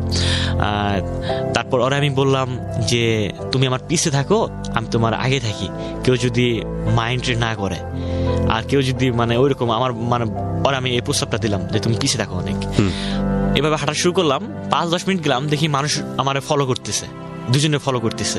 আচ্ছা, তারপর আর আমি বললাম যে তুমি আমার কাছে আসো, তুমি কাছে আসো। ওর নাকে নাক ফুল ছিল, বললাম তুমি আমার কাছে আসো, আমার হাত ধরো। এমন ভাবে যাবো দুজনে হাজব্যান্ড ওয়াইফের মতো। ওকে, কে যদি ভাবেও মনে করে হাজব্যান্ড ওয়াইফ কই যেন যাচ্ছে, আর এইভাবে যদি দূরত্ব থাকি দুজনে, তাহলে মাইন্ডটা বেশি করে। এভাবে চলতে থাকলাম, হাঁটা শুরু করলাম। ভাই কোনো গাড়ি ঘোড়া পাইনি এখনো, শীতের সকালে এত মানে এখনো গাড়ি ঘোড়া আসেনি ওখানে। আর আমার তো সেই ক্লান্ত বোধ হচ্ছে, সারাদিন মার্কেটে চাকরি করছি, সন্ধ্যাবেলা আমি নিজে পাক করে খাইতাম, কোনো বাড়িতে কোনো বোয়া ছিল না, পাক করে খাওয়া দাওয়া অমনি আমি গাড়িতে জার্নি করে গেছি সেই রাত্রে। এবং আমার প্রচুর আমার শরীর খারাপ লাগতেছে, সে সময় গাড়ি ঘোড়া পাইতেছি না, অরণ্যে হাঁটতেছি। এমন সময় দেখি একটা সিএনজি আসতেছে, সিএনজি দাঁড় করাইলাম যে আমার দাদের বক্সিগঞ্জ বাজার নিয়ে যান। আচ্ছা ঠিক আছে চলেন। পর আমাদের বক্সিগঞ্জ বাজারে নামাই দিল, ওখানে নামায় আমি আর চলতে পারছি না, আমি ওরা বললাম যে হোটেলে চলো, হোটেলে ফ্রেশ হয়ে খায় লই, আমি তো আসছি অনেক দূর, ওদের বাড়ি থেকে অনেক দূর আসছি, যে এখন আর সমস্যা নেই, আমার মনে এই কাজটা করতেছে, এখন আর সমস্যা নেই। পরে হোটেলে গেলাম, হোটেলে যা খাওয়া দাওয়া করলাম, ভাত খাইলাম ওখানে। খাওয়া দাওয়ার পর আমার ঠোঁট ফাটছে, মেরিল নিয়ে আসলাম, নিয়ে আসে ওরাও ঠোঁটে দিলাম লাগাই, আমি লাগাইলাম ঠোঁট। তারপর খাওয়া দাওয়া শেষ করে বের হয়েছি। বের হওয়ার পর গাড়ি স্ট্যান্ডে হাঁটতেছি, সেই সময় আমার পিছন থেকে কে যেন কলার ধরছে, কলার চেপে ধরছে। পারভিন শুধু পাশ থেকে বলছে ভাইয়া, আমার তো আত্মায় পানি নেই, ওর ভাই। হ্যাঁ ওর ভাই। এখন আমারে বলতেছে যে তুমি কে? আমাকে আমার বাড়ির রৌমারি। তোমার আব্বার নাম? আমার আব্বার নাম বললাম যে আমার আব্বার নাম লাল মিয়া। তারপর বলতেছে তুমি কোথায় থাকো? আমি গাজীপুর কোনাবাড়িতে থাকি। কে তুমি যে কত বড় একটা ভুল করতেছো, অন্যের বোর্ডে নিয়ে ঘুরতেছো, এটা তোমার অপরাধ না? আমি কই ঘুরতেছি না তো, আমরা ঢাকায় যাচ্ছি। কই কেন? আমি কই ওরা আমি বিয়ে করুন, সরাসরি কথা বললাম। ওর আপন ভাই? হ্যাঁ আপন ভাই। ওর আপন ভাই ওখানে কোত্থেকে আসলো? ওর আপন ভাই নেক্সট টাইমে আমি শুনলাম নাকি ওর আপন ভাইরে কে যেন নিউজ দিছে যে তোর বোন ঢাকায় চলে গেছে। আমি ভাইয়া এই প্রশ্নটা আজকে আমি এই মানে প্রশ্নটার অ্যান্সার আজকেও আমি পারি নাই, যে ওর ভাই কিভাবে আসলো বকশীগঞ্জ বাজারে। আজকেও মেলাইতে পারিনি যে ওর ভাই কিভাবে আসলো বকশীগঞ্জ বাজারে। এবং পারভিন আমাকে যা অ্যান্সার দিল নেক্সট টাইমে, পারভিন বলতেছে যে ভাইয়ারে কে যেন বলছে, তোমার সঙ্গে যে ফোন দিয়ে আমি যোগাযোগ করছি ওটা হচ্ছে দাদুর ফোন। ওই দাদু মনে বুঝতে পারছে, ওই দাদু মনে ভাইয়ারে ফোন দিছে, দিয়ে ভাইয়া আসছে। এবং ওর ভাই আমার বলতেছে কি যে তোমাদের জন্য আমি খুব সন্ধ্যায় বেরোইছি কোনাবাড়ি থেকে। ওর ভাইয়া কোনাবাড়ি কাশিমপুর থাকে, ওখানে আমি সন্ধ্যায় বেরোইছি, সারা রাত তোমাদের জন্য আমি স্টেশনে পহরা দিছি, তোমরা কখন আসবা। কিন্তু তুমি দিয়েছিলে আমি জানি না, কোন ছেলের সঙ্গে পারভিন ভাগতেছে এইটুকুই আমি জানি। তো ওর ভাই জানে মানে হচ্ছে, পারভিনের ভাই জানে মানে হচ্ছে, তো পারভিনের শ্বশুরবাড়ির লোকজন জানার কথা। নেক্সট টাইমে জানছে, তখনও জানে না? না তখনও জানে না। তো ওর ভাই জানলো কিভাবে? ওর ভাইকে খবরটা দিয়েছে কে? ওর ভাইয়ের খবর নাকি দিচ্ছে ওই যে পারভিনের দাদু। তার মানে পারভিন সেই সময়টাতে শ্বশুর বাড়িতে ছিল না যখন পালিয়েছে? ওকে। পারভিন ওর আব্বার বাড়িতে আসছে, ওর আব্বার বাড়ি থেকে ওর নানুর বাড়িতে না চাচার বাড়িতে আসছে রাগ করে, ওখান থেকে আমার সাথে পালায় আসছে। ওকে। তারপর আমাদের একটা স্কুল মাঠ ছিল ওখানে, ওই স্কুল মাঠে নিয়ে গেল দুজনরে।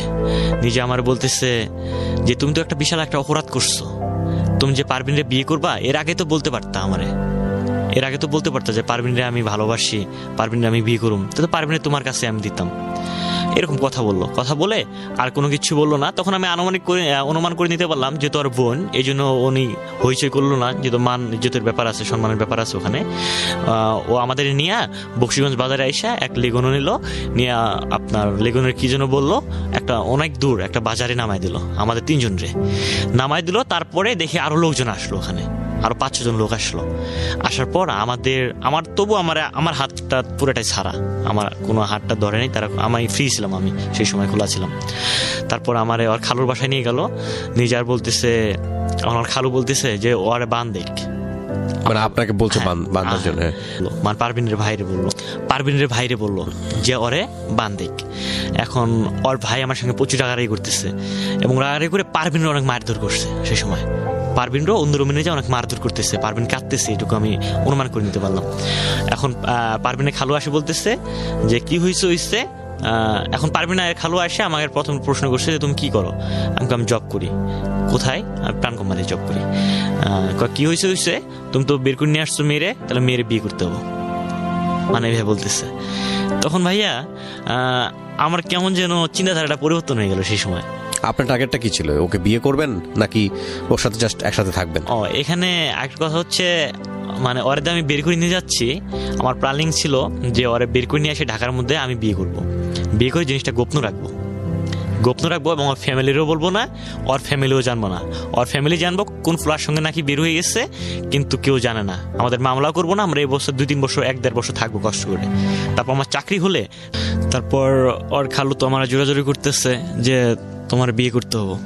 আমি তো ওই ভাবতেছি এখন যে আমার ফ্যামিলি দিকে করতেছি যে আমার চাকরি হবো না, আমার ডিপার্টমেন্টে চাকরি হবো না, কিন্তু আমি বিয়ে করি। এখন কয়েকজন লোক আসছে কোর্ট থেকে, মানে ওনারা আমার যা বুঝাইলো যে ওনারা এসে আমার বলতেছে যে তুমি বিয়ে করো, তুমি কাদাকাদি করিও না, তোমার যেহেতু ডিফেন্সে চাকরির কথা বলছো, তোমার কোনো সমস্যা। আচ্ছা, মানে ডিফেন্সে তো আনমেরিড অবস্থায় যেতে হয়। হ্যাঁ, যদি চাকরি হয়ে যায় তারপরে দেখাবে আর কি। বুঝতে পেরেছি আমি। হ্যাঁ, তারপর দেখাবো।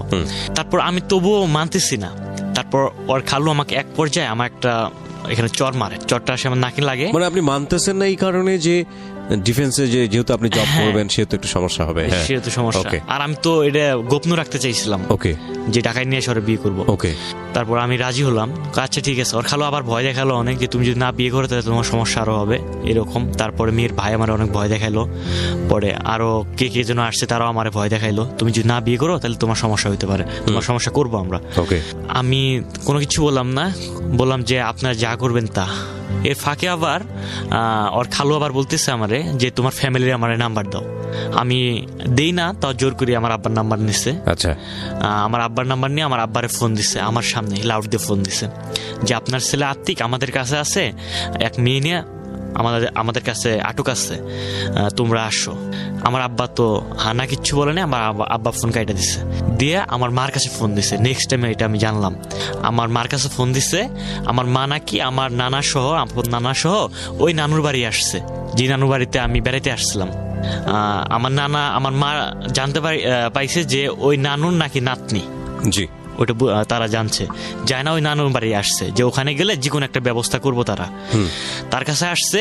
এর ফাঁকে আমার ফোন যেগুলো ছিল হাতে, 2টা ফোন ছিল, 2টা ফোনে এই মেয়ের খালু রাইখা দিছে, হাত থেকে নিয়ে ফোন অফ করছে। মানে আমার আমার মা সহ পুরো আমার যোগাযোগ বন্ধ করছে, একেবারে যোগাযোগ বন্ধ করছে। দেখি আরো কয়েকজন লোক আসছে। পরে নেক্সট আমি জানতে পারলাম একটা চেয়ারম্যান, একটা মেম্বার আর কাজী সাহেব আসছে। আসার পর বলতেছে, পরে সবকিছু বিয়ের কাগজপত্র সব রেডি করছে। আচ্ছা, করার পর বিয়ে পড়ানো শুরু করছে। আমি তো অনুমতি দিচ্ছি ঘুমানোর আগে যে আপনারা যা করবেন তা। ওকে। তারপর আমি অলরেডি বিয়ে করি। বিয়ে করার সময় কাজী সাহেব একটা প্রশ্ন করে। আমার সার্টিফিকেটের বয়স ছিল সেই সময় 17 বছর, 18 বছরের নিচে, মানে 16 বছর 17 বছরের কাছাকাছি বয়সটা সেই সময় আমার। তখন কাজী সাহেব আমার বললো যে তুমি এখানে লেখো আমার বয়স 22 বছর। ওই যে একটা মূল কাগজে বললো যে এখানে লেখো আমার বয়স 22 বছর। পরে লিখলাম আমি আমার বয়স 22 বছর। আমার বলতেছি তোমার ছবি আছে তোমার কাছে? আমার কাছে তো অলরেডি ছবি থাকতো, সত্যিটা করা ছবি থাকতো, কারণ আমি বিভিন্ন চাকরিতে যদি অ্যাপ্লাই করতাম আমার ছবিগুলো লাগতো। জি। তারপর আমি ছবি দিলাম, 2 কপি ছবি দিলাম। তারপর বিয়ের কাজ শেষ হলো, সম্পূর্ণ হলো। তারপর আমি ওই রাতটা ওখানেই ছিলাম, ওদের খালুর বাসায় ছিলাম। সকালবেলা আমার ফোন দিছে, পারভিনের দ্বারা ফোন পাঠাই দিছে। আমি ফোন কাছে পাইছি। ফোন অন করার সঙ্গে সঙ্গে আমার আম্মু আমার ফোন দিছে। আমার আম্মু তো ফোন দেয়নি, আমার মামা ফোন দিছে, ছোট মামা, আর ছোট মামা। ও ফোন দিছে। ও ফোন দিয়ে বলতেছে, মামা আপনার কি খবর? আমাকে মামা সব তো কমপ্লিট হয়ে গেছে। কি কমপ্লিট হয়েছে? আমাকে বিয়ের কাজ কমপ্লিট হয়েছে। আমার মা শুনছে, আমার মা হাপিল হয়ে গেছে, মানে অজ্ঞান হয়ে গেছে, সেন্সার মাথায় নেই। তারপর ডাক্তার নাকি নিয়ে আসে স্যালাইন লাগাইছে। নেক্সট টাইমে যা জানলাম আমি, মামা আমারে বললো ফোন করে। তারপরে আমার নানা তখন আমার মারে বলতেছে নাকি যে ওই ছেলের দরকার নাই, ও নাতি ত্যায্যপুত্র করলাম, তুই ওই ছেলে ত্যায্যপুত্র কর, যে আমাদের কথা মানলো না, আমাদের এক মুহূর্ত ফোন দিল না দিয়ে ও একাই বিয়ে করছে, আমরা চলে যাই, ওই ছেলে আসে তুই বাদ দে। তখন নাকি আমার মা আমার নানারে কোনো কিচ্ছু বলে নেই ভাইয়া। এখানে আসলে আমার অনেক কান্না আসে এই কথাটা যখন আমার স্মরণ হয়। আমার মা শুধু সেলাইন অবস্থায় বলছে যে আমি এই সব কিছু বাদ দিলাম, আমার ছেলেরা অনেকদিন থেকে আমি দেখি না, শুধু আমার ছেলেরা আমি একটা নজর দেখে আমি চলে যাব। মানে সেলাইন লাগানো অবস্থায় বলতেছে, আর নানা বলতেছে যে ওই ছেলেকে তুই ত্যায্যপুত্র কর। আমার মা শুধু এই কথাটাই বলছে। কথা বলে আমার মা হাফিল হয়েছে, আর কথা বলতে পারে না সেলাইন লাগানো অবস্থায়। তারপর আমার মামা আমার ফোন দিছে, দিয়ে বলতেছে যে আপনার মা এরকম শুরু করছে, তোমার মুখ দেখতে চাইছে, তুমি তাড়াতাড়ি তোমার ওয়াইফ নিয়ে তুমি বিকালে চলে আসো, এভাবে বলতেছে। পরে আমি বিকালে পারভিনের খালুর বাড়ি থেকে, পারভিনের ভাই ছিল, বড় ভাই, ও সহ আমি সহ, পরে ওই নানুর বাড়িতে গেলাম। মা যা দেখি ভাইয়া, মানে অনেক অসুস্থ, সেলাইন লাগানো অবস্থা। আমার তো চোখ থেকে পানি বের হচ্ছে। তখন মা যে শুনছে যে আমি আসছি, মা সেলাইন খুলে আমার জড়ায় ধরছে, যে তোর কতদিন থেকে দেখি না, আমি যে বিয়ে করছি এইসব, মানে মার কোনো সেন্সে কাজ করতেছে না। বলতেছে তোর আর কতদিন থেকে দেখি না, তোর মুখ শুকায় গেছে, তুই অনেক ছিলি, তোর মুখ কালো হয়ে গেছে, মানে অনেক কথা বলতেছে, আর আমার চাপাই ধরছে। মানে আমি তো বিয়ে করছি, মা এই কথা বলতেছে না, শুধু মা মানে আমার কথাই বলতেছে শুধু। তারপর মারা জড়ায় ধরে আমিও কাঁদলাম। পরে মা অনেক কাঁদাকাঁদি করলো। কাঁদাকাড়ি পরে নানু আমার এক রুমে ডাইকা নিয়ে গেল। নানু আমার বলতেছে যে বিয়ে জন করছস, ভালো কাজ করছস, তোর শ্বশুর বাড়িতে 2-3 দিন থাকি আমার বাড়িতে চলে আসিস। আমার নানু আমার এই কথা বললো। আমি বললাম আচ্ছা ঠিক আছে। পরে মা যাইতে চায় না, পরে নানু মারে নিয়ে গেছে। মা মারা ছিল, সেলাইন লাগানো অবস্থায়, সেলাইন সহ নিয়ে গেছে, যে এক মুহূর্তে এখানে থাকবো না, যদি থাকে আরো ফিট হয়ে যাবো, এগুলো দেখবো আর ফিট হয়ে যাবো। কারণ পারভিনের বাড়ি ছিল ওই নানুর বাড়ির সাথে প্রায়। তারপরে মারে সেলাইন অবস্থায় গাড়ি দিয়ে নিয়ে যায়। আমি 2-3 দিন আমার শ্বশুর বাড়িতে থাকি। থাকার পর আমি আবার আমার নানুর বাড়িতে চলে যাই। আমার আপন বাড়িতে যাই না, আর অধিকার যাই না, আমার নানুর বাড়িতে যাই। ওখানে আমার আব্বা তো ঢাকায়, তখন আমার আব্বা ঢাকায়। আমার মা চলে আসে আমার নানুর বাড়িতে। আসার পর সব মামারা বসে আমারে বলতেছে, তুই যদি ওই মেরে নিয়ে খাস তাহলে তোরে আমরা আজ থেকে ত্যায্যপুত্র করবো, আর তুই যদি ওই মেরে ভুলাই যাস তাহলে যে কোনো বিনিময়ের কারণে হোক আমরা ওই মেয়েরে রাখবো না। এটা হচ্ছে আমার ফ্যামিলির কথা, আমার ফ্যামিলি বলতেছে। ওকে, এখন আমি সেই মুহূর্তে ভাই আমি কি অ্যান্সার দেবো তাদের কাছে? এক দেখি আমার মা অসুস্থ, এক দেখি ও। এখন আমি কি বলবো এখানে? আমি কোনো মতামত তাদের দেই না। লাস্টে আমি একটা কথা বলে আসি, ঠিক আছে আপনারা যা করবেন তাই, আমি তাই রাজি। এই কথা বললে আমি তারপরের দিনে আমার শ্বশুর বাড়িতে চলে আসি। মানে আপনি পারভিনের ওখানে চলে আসলেন? পারভিনের ওখানে আসি। আসার পর ওখানে আমি আরো 2 দিন থাকি পারভিনের সাথে। হ্যাঁ, পারভিনের সঙ্গে থাকি। তারপর ওখানে আমি আরো 2 দিন থাকি। থাকার পর আমি ঢাকায় চলে আসি। ওখান থেকে আমার শ্বশুর বাড়ি থেকে আমি ঢাকায় চলে আসি। ঢাকায় চলে আসার পর ওই পারভিন সহ আমার কন্টিনিউ ফোনে কথা হয়। এভাবে প্রায় আমাদের 2-3 মাস চলে যায়। চলার পর একদিন হঠাৎ করে আমার শ্বশুর আব্বা মারা যায়। আমার শ্বশুর ছিল ক্যান্সার আক্রান্ত রোগী, সে মারা যায়। আমি আবার আমার মারে ফোন দিই, তখন আমি চৌরাস্তায়। তখন মারে ফোন দিই, মা আমার শ্বশুর তো মারা গেছে, আমি কি যাবো আমার শ্বশুরকে মাটি দিতে? আমার মা আমাকে তা বলেনি, যে যেটা তোর ভালো হয় ওইটা তুই কর। আমি 12টার সময় গাড়িতে চললাম, যাইতে যেতে আমার রাত বাসলো 10টা। আমার জন্য তারা আর ওয়েট করলো না, তারা মাটি দিয়ে দিচ্ছে অলরেডি আমার শ্বশুরে। ওকে, ওখানে জায়গায় থাকলাম আমি আরও 1 দিন ছিলাম ওখানে। 2 দিন আমি ছিলাম শ্বশুর বাড়িতে। থাকার পর আবার আমি ঢাকায় চলে আসি। আসার পর এভাবে দিন কাটছে। এই সময় আমার ছোট বোন ফোন দিয়ে হঠাৎ করে কাঁদতেছে। আমি কি হয়েছে? কয় মা অসুস্থ হয়ে গেছে। মা অসুস্থ কি হয়েছে? কোনো সমস্যা? কয় না। আমি কি হয়েছে? কয় আমার এই যে আমাদের কাকা প্রতিবেশী দাদারা ভাতিজাবু এবং 1-2 কথায় তারও পিকচার উঠেছে আমার বইয়ের। পিকচার উঠে তারা যখন বাড়ি চলে গেছে, আমার মারে নাকি সরাসরি আসি বলতেছে যে তোর বেটার বইয়ের ছবি দেখ, তোর ছেলের বইয়ের ছবি দেখ। আমার মা নাকি তখন আপিল হয়েছে যে যেটুকু সম্মান ছিল, যেটুকু আমার ছেলের একটা ইয়ে ছিল, সেইটুকু হাতছাড়া হয়ে গেল। মানে লোকে জানাজানি হয়ে গেল, লোকে গ্রামের সব জানাজানি হয়ে গেল। তখন নাকি মা অসুস্থ হয়েছে। তখন আমার ছোট বোন ফোন দিছে, আমার ছোট বোন এই কথাটা বললো। আমি তখন পারভিনের প্রতি একটা বিশাল একটা ক্ষোভ জন্ম নিলাম, যা তোর নিয়ে আমি সংসারে করুম না, ফ্যামিলি যেহেতু বলছে ফ্যামিলির কথাই আমি রাখবো। এরকম আমার একটা জিদ চলে আসলো মনের ভিতর। এবং পারভিনের সঙ্গে উল্টাপাল্টা ব্যবহার করতেছি। এবং আমরা বলি গ্রামের ভাষায় 40 বলি, 40 দিন পর বাপ মায়ের 40 করে, কেউ যদি আত্মীয় মারা যায় সেই সময় পারভিনেরও আব্বার 40 ঘনিয়ে আসতেছে এবং আমারও দাওয়াত দিচ্ছে। এবং আমি দাওয়াতের আগে পারভিনের সঙ্গে অনেক রাগারাগি করি যে তোমাদের বাড়ি যাব না, তুমি এরকম ফাঁস করছো, তোমার নামে সংসার করুম না, মানে উলট পালট। এবং অনেক রাগারাগি, অনেক গালাগালি ওরা আমি করতেছি, বিশ্রী গালাগালি করতেছি ওরা আমি। ওকে, তারপর ও আমার বললো যে আমি তো বলিনি। ও আমার এই কথাটা বললো যে আমি তো বলিনি এই কথা। আমি কে বলছে? আমি বলতে পারি না কে বলছে। তারপর ভাইয়া সত্য কথা বলতে আমি তার অনেক দুঃখ, মানে ওর কথায় আমি অনেক কষ্ট পাইছি, কারণ অনেক ফ্লাশ হয়েছে কথা, আমার প্রতিবেশী জানাজানি হয়েছে, ঝগড়া চলছিল। তার মধ্যেও কেমন ওর প্রতি আমার আবেগটা আর সরে না। যেহেতু লাইফের প্রথম আমার বিয়া, আমার আবেগ ওর প্রতি আরো মানে সরে না। এখন মা আমারে বলতো যে তোর ইচ্ছা, তুই কি, তোর যেটা ভালো হয় ওইটা। মা আমার ফির ওই প্রশ্নটা আবার করছে, অ্যান্সার দিচ্ছে। তার ফাঁকে আমার আব্বা ঢাকা থেকে আমার ফোন দিছে হঠাৎ করে। আমার ফোন দিয়ে বলতেছে যে দেখ, তুই যদি ওই মেয়েরে নিয়ে খাস, আমার আব্বার একটাই রাগ যে আমার ছেলের জীবন ধ্বংস করছে। আমার ইচ্ছে ছিল ডিপার্টমেন্টে চাকরি করবো, আমার ইচ্ছা ছিল, আমার ফ্যামিলির ইচ্ছা ছিল।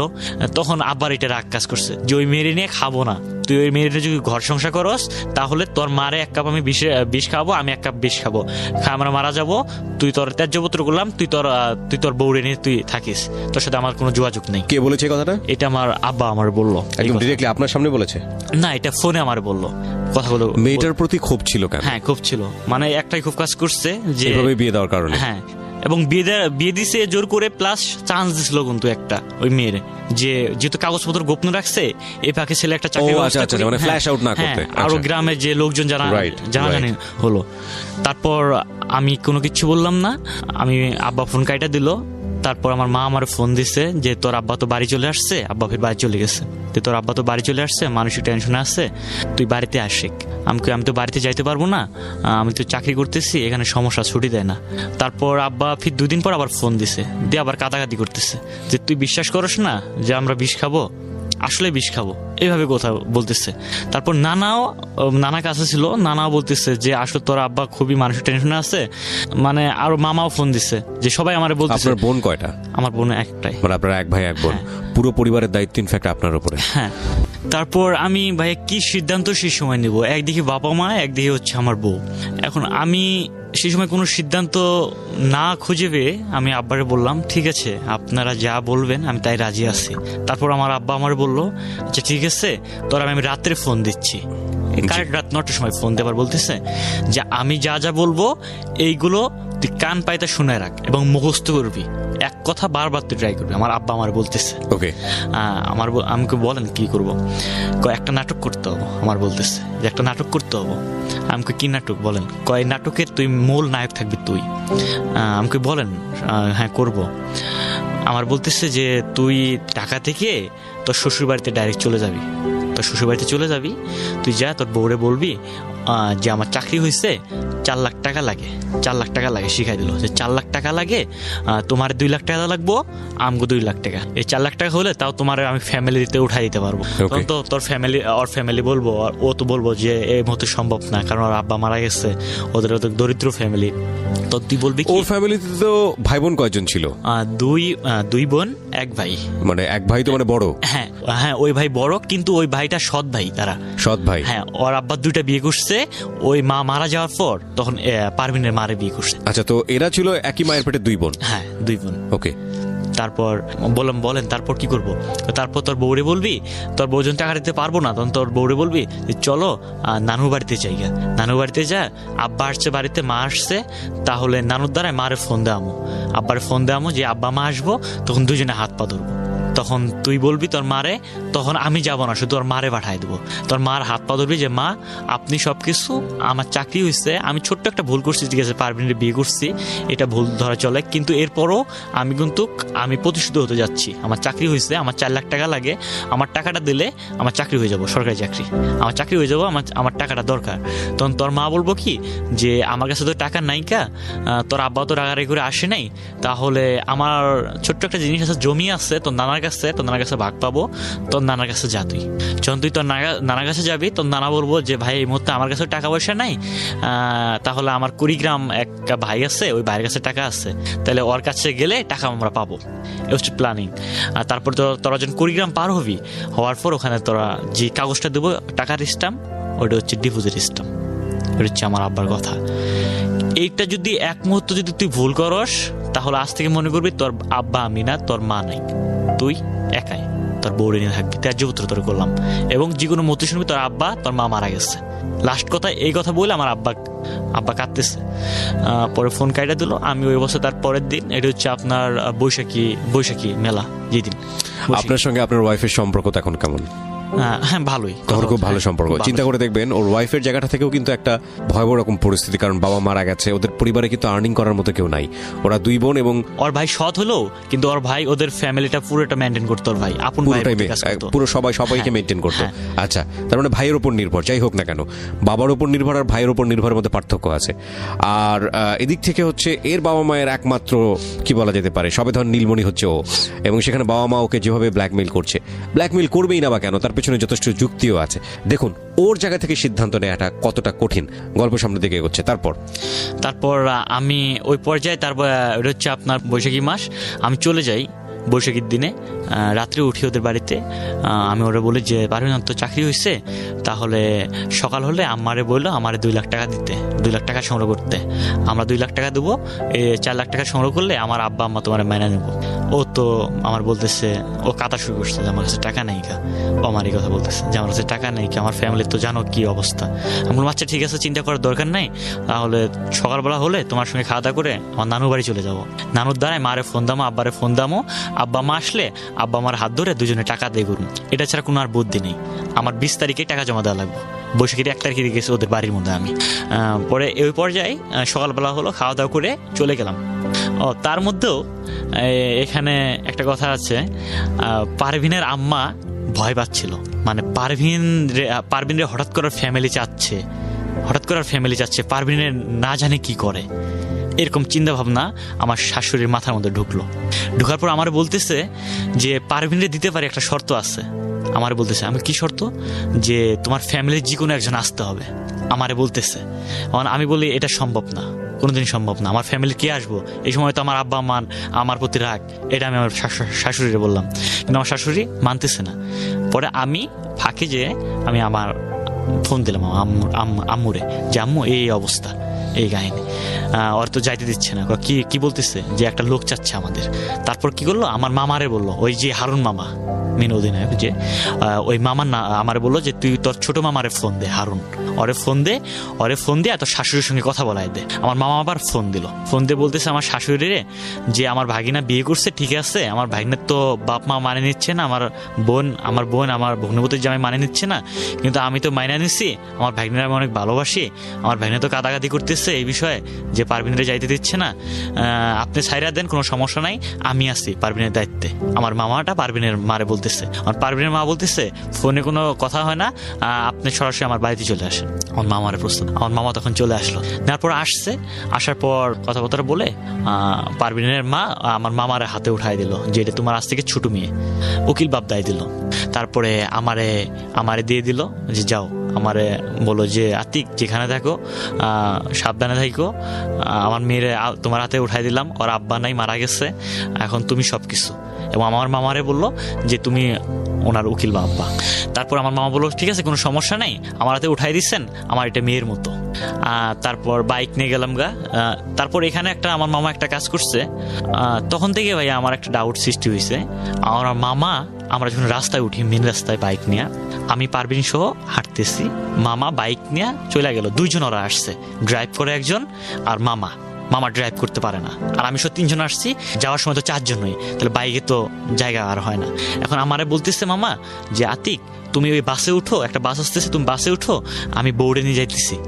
দেখেন ভাইয়া, ওটা হচ্ছে ভাগিনা বউ। ওনা উচিত ছিল যে তুমি বাইক দিয়ে যাও, আমি বাসে উঠে তোমাদের পিছে যাইতেছি, যাইয়া তুমি বাজারে ওয়েট করো বা চার দোকানে ওয়েট করো, তোমার পিছে আমি যাইয়া তোমাদের একসঙ্গে আমি বাড়িতে নিয়ে যাচ্ছি।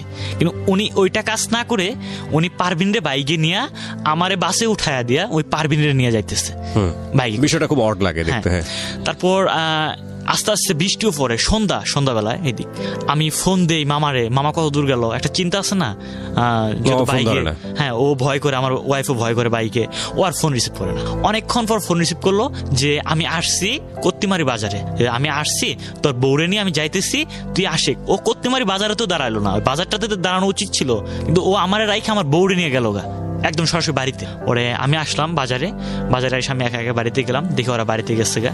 আমার বউ দেখি আমার মা সহ গল্প করতেছে, আমার মা আসছে, পরে আমি মা সহ আবার আমার বউ সহ আমার মার হাত পা ধরলাম। মা কি ভুল হয়েছে, আমার চাকরি হয়েছে, আমার টাকার দরকার 4 লাখ টাকা। এখন যা শিখাই দিছিল আপনার বাবা, যা শিখাই দিছিল। মা বলতেছে এখন তোর আব্বা তো তোর প্রতি রাখ, আমার প্রতিও রাখ, আমি আসছি, তোর আব্বা কোনোদিন টাকা দেবো না। এখন একটা উপায় আছে, তোর নানুর কাছ থেকে আমি টাকা জমি পাবো, ওই জমি যদি বিক্রি করে নিতে পারস তাহলে নিয়ে যা, আমার আপত্তি নেই। তারপরে আমি নানুরে বললাম যে নানু তাহলে জমিটা বন্ধক বা বিক্রি করে আমার টাকা দেন। পরে ওই শেখানো অনুযায়ী নানু বলতেছে যে না, আমার কাছে টাকা পয়সা নাই, এখন টাকা পয়সা আসছে আমার এক ছোট ভাইয়ের কাছে, গেলে ওর কাছে যে জমি বিক্রি করে দিই বা বন্ধক রাখি, ওর কাছে টাকা নিতে পারবো। এর ফাঁকে একটা কথা বলি ভাইয়া, আমার নানু অনেক মুরব্বী মানুষ, আমার নানুরের কোনো অপরাধ নেই এখানে, আমার নানুরে বাধ্য করছে আমার আব্বা। যাই হোক, বুঝতে পেরেছি। তারপরে কি হলো? তারপর একদিন থাকলাম ওখানে আমার নানুর বাড়িতে, আমার মামাও আসতো ওখানে, মামাও এসে আমার ফাঁকে ডাইকা নিয়ে বলতো যে ও বউ রাখবো না, তুই যদি ওই বউ রাখস, ওই বউয়ের বাড়ি ঘরে আমার পছন্দ হয় না, মানে উনি নানান কথা আমাকে বলতো, কি বাড়িতে বিয়ে করছে, হ্যাঁ বসার জায়গা নেই, আমার আব্বারও ওইভাবে বলতো, সবাইরে বলতো, ও গেছিল দেখে আসছে, ওই বউরে নিয়ে খাওয়া সম্ভব না, উনি ডাইরেক্ট এইভাবে বলতেছে। তারপর ওই কথা অনুযায়ী, আব্বার কথা অনুযায়ী, তারপর ওই দিন কুড়িগ্রাম পার হই, মামা যায়, ওই হারুন ও যায়, আমি, আমার বউ, আমার মা, আমার নানা এবং ওই মামার সঙ্গে মামি, আমার মামার ওয়াইফ এবং মামির বোন, মানে আমার মামার শালি। ওই আমার মামার শালি নাকি টিউমার নাকি হয়েছে পেটে, ওটা কুড়িগ্রাম মেডিকেলে অপারেশন করব, এই জন্য আমার মামা যাইতেছে, আর আমরা যাইতেছি ওই যে এটা কাজ করতে, জমিনের টাকা বলে যেতে, ডিভোর্স করাইতে। তারপর সবাই একসঙ্গে চলে গেলাম, যাওয়ার পর তখন 3টা বাজে বিকাল, সবকিছু ওকে, কাগজপত্র, ডিভোর্সের কাগজপত্র সব নেওয়া হয়েছে, সবকিছু ওকে, আমি স্বাক্ষর দিচ্ছি। নানু বলতেছে যে তোর নানা, আমার যে নানু উকিল, মানে উনি যা বোঝাইতেছে আমাদের, মানে যে প্ল্যানিং ছিল না, উনি ওই প্ল্যানিং এ বলতেছে যে তোর নানু ব্যস্ত আছে, তোর নানু রাত্রে চেক দিব, তোর নানু আবার তো ইস্টামে স্বাক্ষর চালো, এই ইস্টামে। আমার বউ ফির অনেক ভোদাই ছিল, ওই দিক দিয়ে কেয়ারফুল না। আমি স্বাক্ষর দিচ্ছি, আমার মা স্বাক্ষর দিচ্ছে, আমার বউরও বলতেছে যে তুই একটা স্বাক্ষর দে, তোর হাজব্যান্ড যেহেতু তুই একটা স্বাক্ষর দে। আমার ওয়াইফ কোনো ইয়ে করেনি, আমার বউ স্বাক্ষর দিছে, অলরেডি স্বাক্ষর দিছে। এই মুহূর্তে আমার মামা পাশে ছিল, আমার মামা আমার বলতেছে, এবার পারবেন তুমি কই স্বাক্ষর করলা? ডিভোর্সের কাগজ এটা বললা, এই কাগজটা নিয়ে নিচ্ছে আমার মামা, এটা তো ডিভোর্সের কাগজ, তুমি স্বাক্ষর করছো। তখন ভাইয়া বললেন না, আমার চোখ থেকে অজরে পানি বেরোতেছে, মানে আমার চোখ মানে কেমন কালো হয়ে গেছে। আমার নানা মানে চোখ কালো হয়ে গেছে, সবারে যারা ছিলাম ওখানে, আমার মারও চোখ কালো হয়ে, কি এটা কি করলো? এ তো সব প্ল্যানিং গেছিল, এ আমাদের নিয়ে আসলো, এবং আমি এই তো প্ল্যানিং গেছিল, ওই আমার আরো ফুজ দিছে যে বউরে নিয়ে খাওয়া সম্ভব না, কি জন্যে এরকম করলো। এবং আমি পারভিনের হাত ধরলাম, ও পারভিন অলরেডি ওর হাতে চলে গেছে। কার হাতে চলে গেছে? মামার হাতে। কারণ পারভিন তো আমার প্রতি অবিশ্বাস এখন, কারণ স্বাক্ষর নিলাম, ওর ডাউট হয়ে গেছে, যেটা আসলে ডিভোর্সের স্বাক্ষর। ওটা যদি সাদা স্টাম্প, একটা সাদা কাগজ ছিল, আর কিছুই লেখা ছিল না, কিছুই ছিল না। এটা হয়তো বা কি করতো তা আমি জানি না, সেই সাদা কাগজ ছিল, ওকে, সাদা কাগজ ছিল। পরে পারভিন আমার অবিশ্বাস করলো, পারভিন আমি হাত ধরলাম, পারভিন হাত জাংড়া মারলো, আমার হাত চারা মারলো, চারা মারা বলতেছে, পারভিন ওখানে কোনো কথাই বললো না। তারপর আমার মামা আমারে বললো যে পারভিন জানো তোমার স্বামীও এটা খারাপ, তোমার স্বামী এটা খারাপ, তোমার স্বামী এসব সব জানে, এসব তোমার স্বামীর প্ল্যানিং। মামা এভাবে আমার পারভিনের সামনে এইভাবে। আপনার মামা এরকম বিট্রে করলো কেন? প্রথমত কাজটা আপনারা খারাপ করতেছেন সেটার ব্যাপারে কোনো সন্দেহ নাই, কিন্তু মামা এইভাবে আপনাদের সঙ্গে বিট্রে করলো কেন? আজও জানি না আমি, এই প্রশ্ন আজও আমি খুঁজে পাইনি সত্য কথা। কি হলো তারপরে? এরপরে কি হলো? তারপর মামা ওর হাত ধরলো, ও পারভিন মামার হাত ধরলো, তা হাত ধরে এখন পারভিনের আমি হাত ধরলাম যে পারভিন যাও না, তুমি সব হিস্টোরি শোনো, কাহিনী শোনো, তারপর যাও নি, তুমি এখানে নাটক একটা, তুমি সব কিছু শোনো, আমার দোষ নাই। পারভিন আমার বিশ্বাস করলো, পারভিন না বিশ্বাস করে আমি পারভিনের হাত ধরছি আবারও। এক পর্যায়ে দেখা যাচ্ছে কোর্টের আশেপাশে পুলিশ ছিল, আমাদের টার্গেট করতেছে। তখন নানা আমারে বলতে, কোর্টের মধ্যে নানা আমারে বলতেছে, জাতিক তোর বউয়ের হাত ছাড়, না হলে কিন্তু পুলিশ এসে অ্যারেস্ট করবো, তোরও অ্যারেস্ট করবো, আমগো অ্যারেস্ট করবো, এই কথা নানু বলতেছে। পরে আমি পারভিনের হাত ছাড়লাম, হাত ছাড়া আমি যাইতে চাই না, নানা আমার জোর করে নিয়ে গেল কোর্টের বাইরে।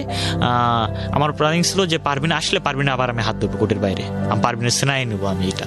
কারণ আমার চিন্তাধারা ছিল যে মামা যেহেতু গাড়ি তো আমার এই ব্যাপারটা করলো, গাড়ির মধ্যে আমাকে নামায় দিয়ে পারভিনে নিয়ে গেল, ফির এখানেও এই অবস্থা করতেছে, তাহলে তো নিশ্চয়ই মামার এখানে খারাপ উদ্দেশ্য আছে।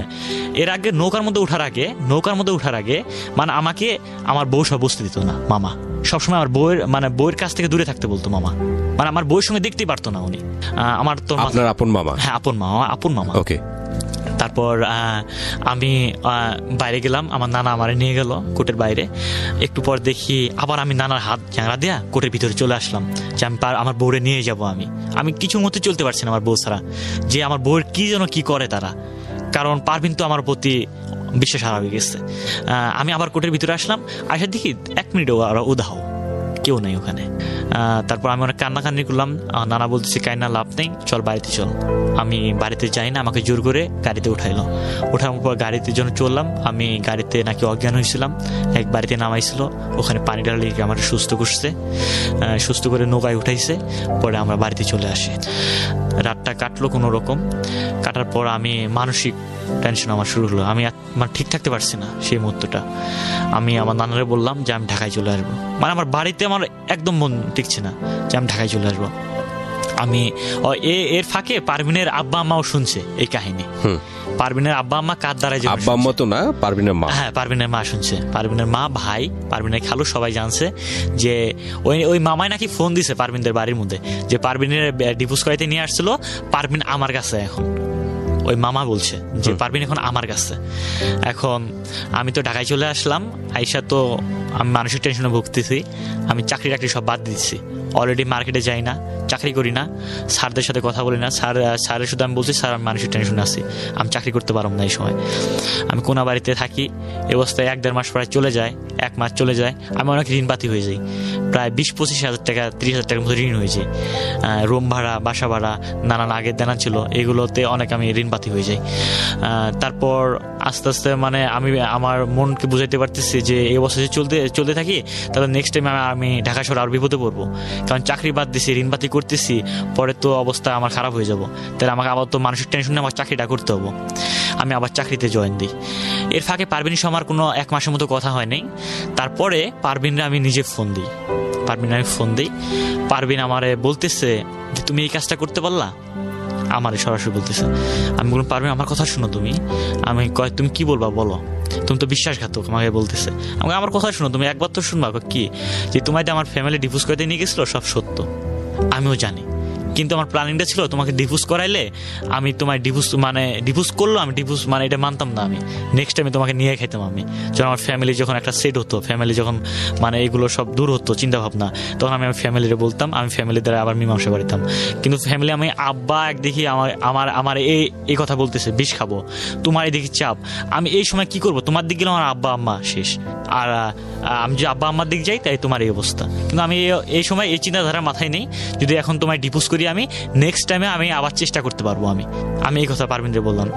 তখন আমার পারভিন আমার সাথে ভালোই কথা বললো, 2-1 দিন ভালোই কথা বললো আমার সঙ্গে। এবং আমি ওর ভাইদের সিয়াব কোনাবাড়ি থাকে আমার সম্বন্ধী ভাই, আমি কোনাবাড়িতে গেলাম কাশিমপুরে যেয়ে ভাই আমি রুমে এক মুহূর্ততে থাকতে পারি না, নিজে আমি থাকতে পারি না, শুধু মানসিক টেনশনটা উঠে। এইটাই একটু যদি ব্যস্ততা সেরে নিজে যদি ফ্রি থাকি, সেই সময় ফ্রি সময় এগুলো ক্লিবিলি সবসময় করতো মাথায় যে এই অবস্থা এলোমেলো ভাবে আছে, এবার মানুষের জীবন চলে। তারপর আমি ভাবলাম যে যদি সম্বন্ধীর কাছে যাই তাহলে যে কোনো একটা ফয়সালা হতে পারে। আমার বড় সম্বন্ধী থাকে এখানে, সিয়াব পারভিনের ভাই। পরে সম্বন্ধীর কাছে গেলাম, যে সম্বন্ধে সরাসরি হাত ধরলাম যে ভাইয়া আমি তো ভুল করছি, বড় একটা ভুল করছি, ফ্যামিলির চাপে পড়া, এখন দেখেন এই অবস্থা, ফ্যামিলি তো আমার এই বলছিল, আমি এই জন্য মানছি, আব্বা আম্মা বিষ খাইতে চাইছিল, এই জন্য সেই সময় কোনো আমি ডিসিশন নিতে পারিনি, এই ডিসিশনটা নিচ্ছি। কিন্তু এই সময় আমার মামা এইরকম করছে, আমার মামা আমাকে ফুস করছিল সেই সময়, বলছে ওই বউরে নিয়ে খাস না, অমুক টমুক, এই বউরে নিয়ে তোর ত্যায্যপত্র করবো। কিন্তু মামারা কি জন্য এরকম প্ল্যানিং করলো আমি নিজেও জানি না, কিন্তু আমি পারভিনের নিয়ে আসলেই খাবো আমি, এই জন্য আপনার কাছে আসছি। তখন সিয়াব ভাই কেমন যেন আমার প্রতি একটা এই হলো, আচ্ছা ঠিক আছে তুমি কাল পরশু আবার যাও, তুমি থাকো আজকে, থাইকা তুমি যাও, তুমি 3-4 দিন পর আবার আইসো আমার বাসায়। তারপর আমি ভাইয়ের কাছে একটা কথা বললাম যে ভাই একটাই রিকোয়েস্ট, আমার যে সংসারটা না ভাঙে, নাহলে আমি বাঁচবো না। আমি ভাইয়াকে একটাই কথা লাস্ট পর্যায়ে বলে যাই, ভাইয়া যাই করেন আমার সংসারটা যদি নষ্ট না হয়। আচ্ছা ঠিক আছে তুমি যাও। ভাইয়াটা অনেক ভালো ছিল, এখন অনেক ভালো, আমারে অনেক আদর করতো। আমি কোনাবাড়িতে আবার আসি, আসার পর 3-4 দিন পর ওনার কথা অনুযায়ী আবার চলে যাই। যার পর বলতেছে ঠিক আছে, আমার মা আমার শাশুড়ি, তোমার মা অনেক রাগ, পারভিনও অনেক রাগ, তাহলে তোমাকে নিয়ে আমার বাড়িতে যাইতে হবো। এর ফাঁকে ভাই একটা কথা ভুলে গেছি আমি, সিয়াব ভাই এর ফাঁকে 2 দিনের ফাঁকে সিয়াব ভাই বাড়িতে কথা বলছে, তাহলে আতিক যাইতেছে, আতিকের কাছে পারভিনরে উঠাই দিন আপনি, আতিককে পারভিন এখানে নিয়ে আসবো, এখানে বাসা দিয়ে দেবো, তাদের আমার কাছে রাখবো। এবং পারভিনের সঙ্গে আমার কথা হয়েছে, পারভিনও বলছে আচ্ছা ঠিক আছে তুমি আসো, এবং কাপড় চোপড় সব রেডি, ও আমার যা বললো সব রেডি, যে তুমি আসো, তোমার সঙ্গে আমি যাবো। ও অনেক খুশি, ঢাকায় আসবো প্রথমবারের মতো, এর আগে ঢাকায় আসে নাই, কথা হলো অনেক। তারপরের দিন আবার ফোন দিচ্ছি যে তুমি খাইছো? আমি খাইছি কিনা তোমার জানার দরকার আছে। আমি কেন? আমি তো যাচ্ছি কাল পরশু। তোমাকে কি আসতে বলছে? আমার বাড়িতে তুমি আসবা না। তুমি কে? তুমি আমাকে ডিভোর্স করতে নিয়ে গেছিলা। আমি নেক্সট টাইমে জানতে পারলাম যে আমার মামা নাকি আবার ফুস করছে। আমার মামা নাকি বলছে পারভিনের মারে যে আমার ভাগনার হাতে যদি তোমার মেয়ে উঠাই দেন তাহলে ঢাকায় নিয়ে মেরে ফেলবো। ওখানে ওর আব্বা আছে, ওখানে ওর আরো মামারা আছে, ওর মামারা সহ পারভিনের মায়েরা ফেলবো খালি রুমে, এরকম ফুস করতো। তখন পারভিন চিন্তাধারা উল্টাই গেল, ওর মারও চিন্তাধারা উল্টাই গেল, উল্টে যে আমাকে এই যে নানান কথা বলছে যে আমি যাবো না। আমি আবারও সিয়াব্বার বাসায় আসলাম, ভাই এই অবস্থা। সিয়াব্বাই বললো আচ্ছা ঠিক আছে সমস্যা নাই, আমি কাল পরশু বাড়িতে যাবো, তুমি আমার সঙ্গে বাড়িতে যাবা।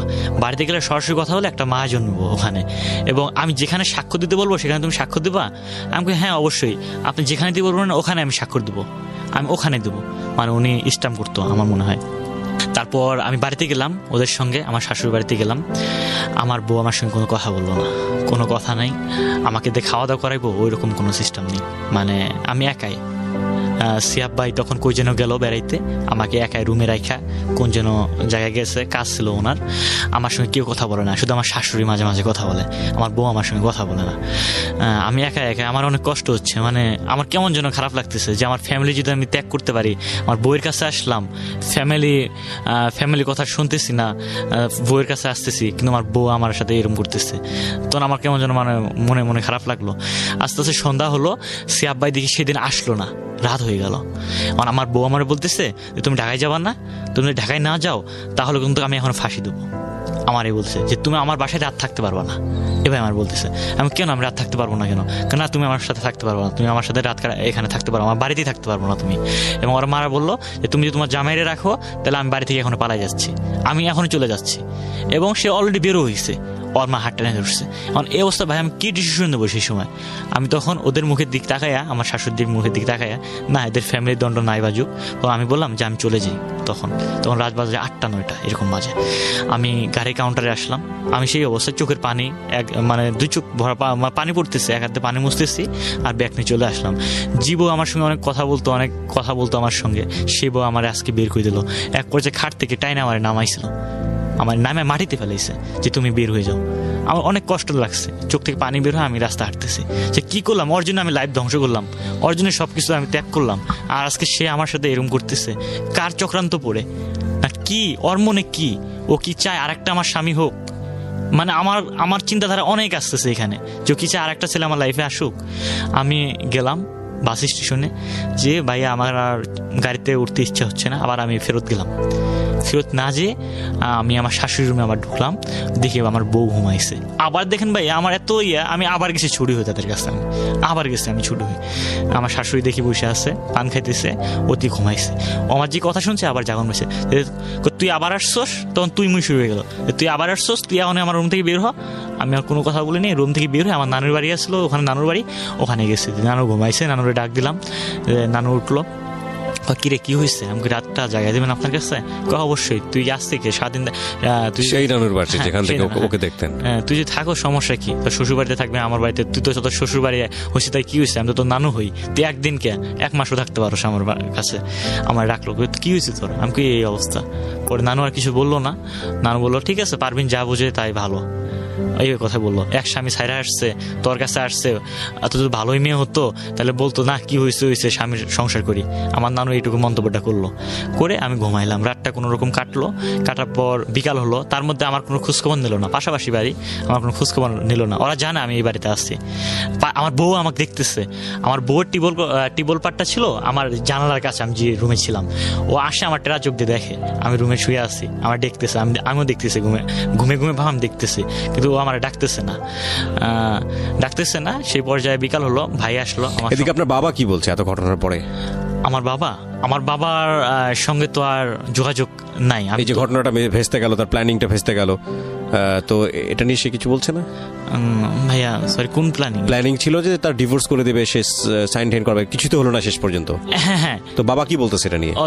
এর পর্যায়ে আমি আমার আব্বা মারে, মানে আমি কিন্তু মানে কোনো আমার সেন্স কাজ করতেছে না যখন আমি কোনা বাড়িছিলাম, মানে আমি ফ্যামিলির সঙ্গে কথাবার্তা বলি না। আমি এক পর্যায়ে ভাই আমি সিগারেট খাওয়া শুরু করছি। আচ্ছা ওকে, মানে ওই সময়টা আপনার ফ্যামিলির সঙ্গে যোগাযোগ নেই? হ্যাঁ।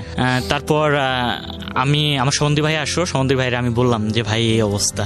আমার সম্বন্ধী ভাই আমার বউরে মারধর করলো যে তুই একটা স্বামীর সংসার নষ্ট করে আসছস, তোর শাশুড়ি ভুল করছে, ঠিক আছে, তোর শাশুড়ি শ্বশুরে বোঝায় আসছে, আবার তোরে নিয়ে ঢাকায় যাবো সাহস করে, তুই তো রাজি হওয়ার কথা, তুই রাজি হলি না কি জন্য? মারধর করলো, করে অভিমান করে ওর ভাই আমার ঢাকায় নিয়ে আসলো, আইসা আমার বললো কি জাতিক যাও, এরকম মেয়ে কত বাজাবো, মানে ওর ভাই আমার মানে কেমন একটা করলো, মানে ওর ফ্যামিলিতে রাগ করলো, করে আমারে ওর ভাই গেল কাশিমপুর, আমি কোনাবাড়ি চলে আসলাম। আসার পর এইভাবে দিন কাটে। পারবিনের সঙ্গে আবার ফোন দিয়ে, আমি ডাইরেক্ট ফোনে কথা বলে না, ফোন দিয়া ও চুপ করে থাকে, আমি কথা বলি, এবং আমার সাথে রাগারাগি করে, তুই ফোন দিস স্কিল লাই, আমার এইভাবে মানে অনেক বকাবকি করে। আমি বলতেছি যে দেখো তোমার আমি ছাড়া বাসুম না। পরে নেক্সট টাইমে ওর ভাই কি করলো যে আতিক, ওর মা আমার বলতেছে যে আতিক শোনো, তোমার ফ্যামিলিরে ডাক দাও তুমি, আমার বলতেছে।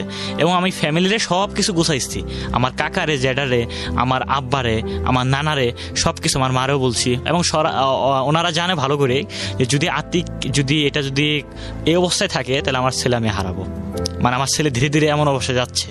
এবং এতে আমার আব্বা মা সব রাজি হয়ে গেছে।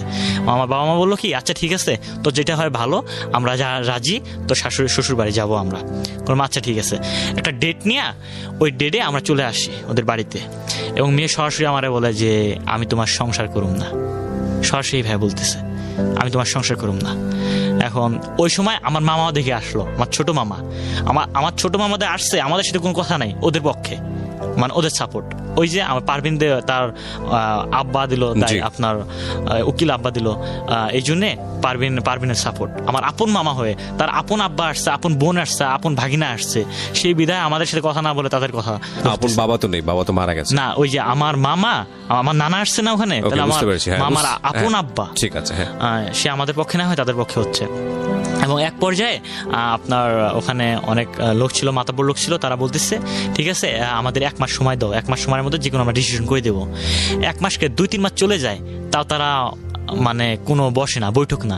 এখানে কিন্তু আমি পাগলের মতো হয়ে গেছি প্রায়, আমি মানে কেমন হয়ে গেছি, ফ্যামিলির সঙ্গে যোগাযোগ নেই, আমার ফ্যামিলি আরও চিন্তায় পড়ে গেছে, যেটা মীমাংসা না করলে আমার ছেলের আমি হারামো, একবার ওরা এটা চিন্তা করে সারাক্ষণ। এখন আমি পারভিনের বলে কি হলো, তুমি 1 মাস সময় নিলা, কি করতেছো? কয় দেরি আছে, আরো দেরি আছে। যেদিন তোমার ডাকবো সেদিন তুমি আসবা, আমার এইভাবে বলতেছে। আমি কেন এই অবস্থা কেন? কয় হ্যাঁ অবশ্যই, তুমি ভুল করছো না, এখন আমি যেদিন তোমার ডাকবো সেদিন তোমার আসতে হবো। মানে এর মধ্যে আমার মামা নানান যুক্তি নিতেছে তারা, আমার মামার সঙ্গে ভালো একটা রিলেশন হয়ে গেছে, আমার মামা প্রত্যেক সপ্তাহে তার বাড়িতে আসে। এই অবস্থা চলতেছে। তারপর ঈদের প্রায় 1 মাস পর আবার দ্বিতীয় বৈঠক বসলো আমাদের। এই দ্বিতীয় বৈঠকের মধ্যে সবাই আসলো, আমরা সবাই আসলাম, ওনারাও সবাই বসলো। পরে আমার ওই মামাও আসলো, ওই মামা আসলো। তারপর পারভিন এখানে সরাসরি বলতেছে যে আমি ওই ছেলের সংসার করুম না, এই ছেলের সংসার করুম না, ওই ছেলের আমি ডিভোর্স করুম। এক করতে ভালোই হয়েছে, আপনার বাবা তো খুশি হওয়ার কথা, কারণ যেটা নকল চেয়েছিল, ড্রামা করতে চেয়েছিল, সেই ড্রামাটা উল্টে গিয়ে সেটা পজিটিভ হয়ে গেছে। মানে এটা আসলে রিয়েল লাইফ ড্রামা, এবং রিয়েল লাইফ ড্রামাটা আসলে নাটকের চেয়ে নাটকীয়। দেখুন, ওর বাবা চেয়েছিল যে একটা ড্রামা করুক, নাটক করে আলটিমেটলি একটা সাইন নিয়ে নিবে, ফলস একটা সাইন, এবং সাইনটা নিয়ে এটাই পরবর্তীতে ক্লেইম করবে কোর্টে গিয়ে যে না, ছেলে মেয়ের সম্মতিতে ডিভোর্স হয়েছে, একটা ফাঁকা স্ট্যাম্পে। ফরচুনেটলি মেয়েটা সেটা জেনে গেছে, এবং জানার পরে ওর বাবা যেটা চেয়েছিল সেটা খুব পারফেক্টলি হচ্ছে, এবং ছেলের জায়গা থেকে না হলেও এটা মেয়ের জায়গা থেকে মেয়ে এগ্রি করে নিয়েছে। তো বাবা তো খুশি হওয়ার কথা, কিন্তু আলটিমেটলি লুজার হচ্ছে হলো এই ছেলেটা। মানে ছেলের দিক থেকে চিন্তা করলে এটা একটা ভীষণ রকমের ট্র্যাজেডি, কিন্তু কি বা করার আছে। তারপর কি হলো?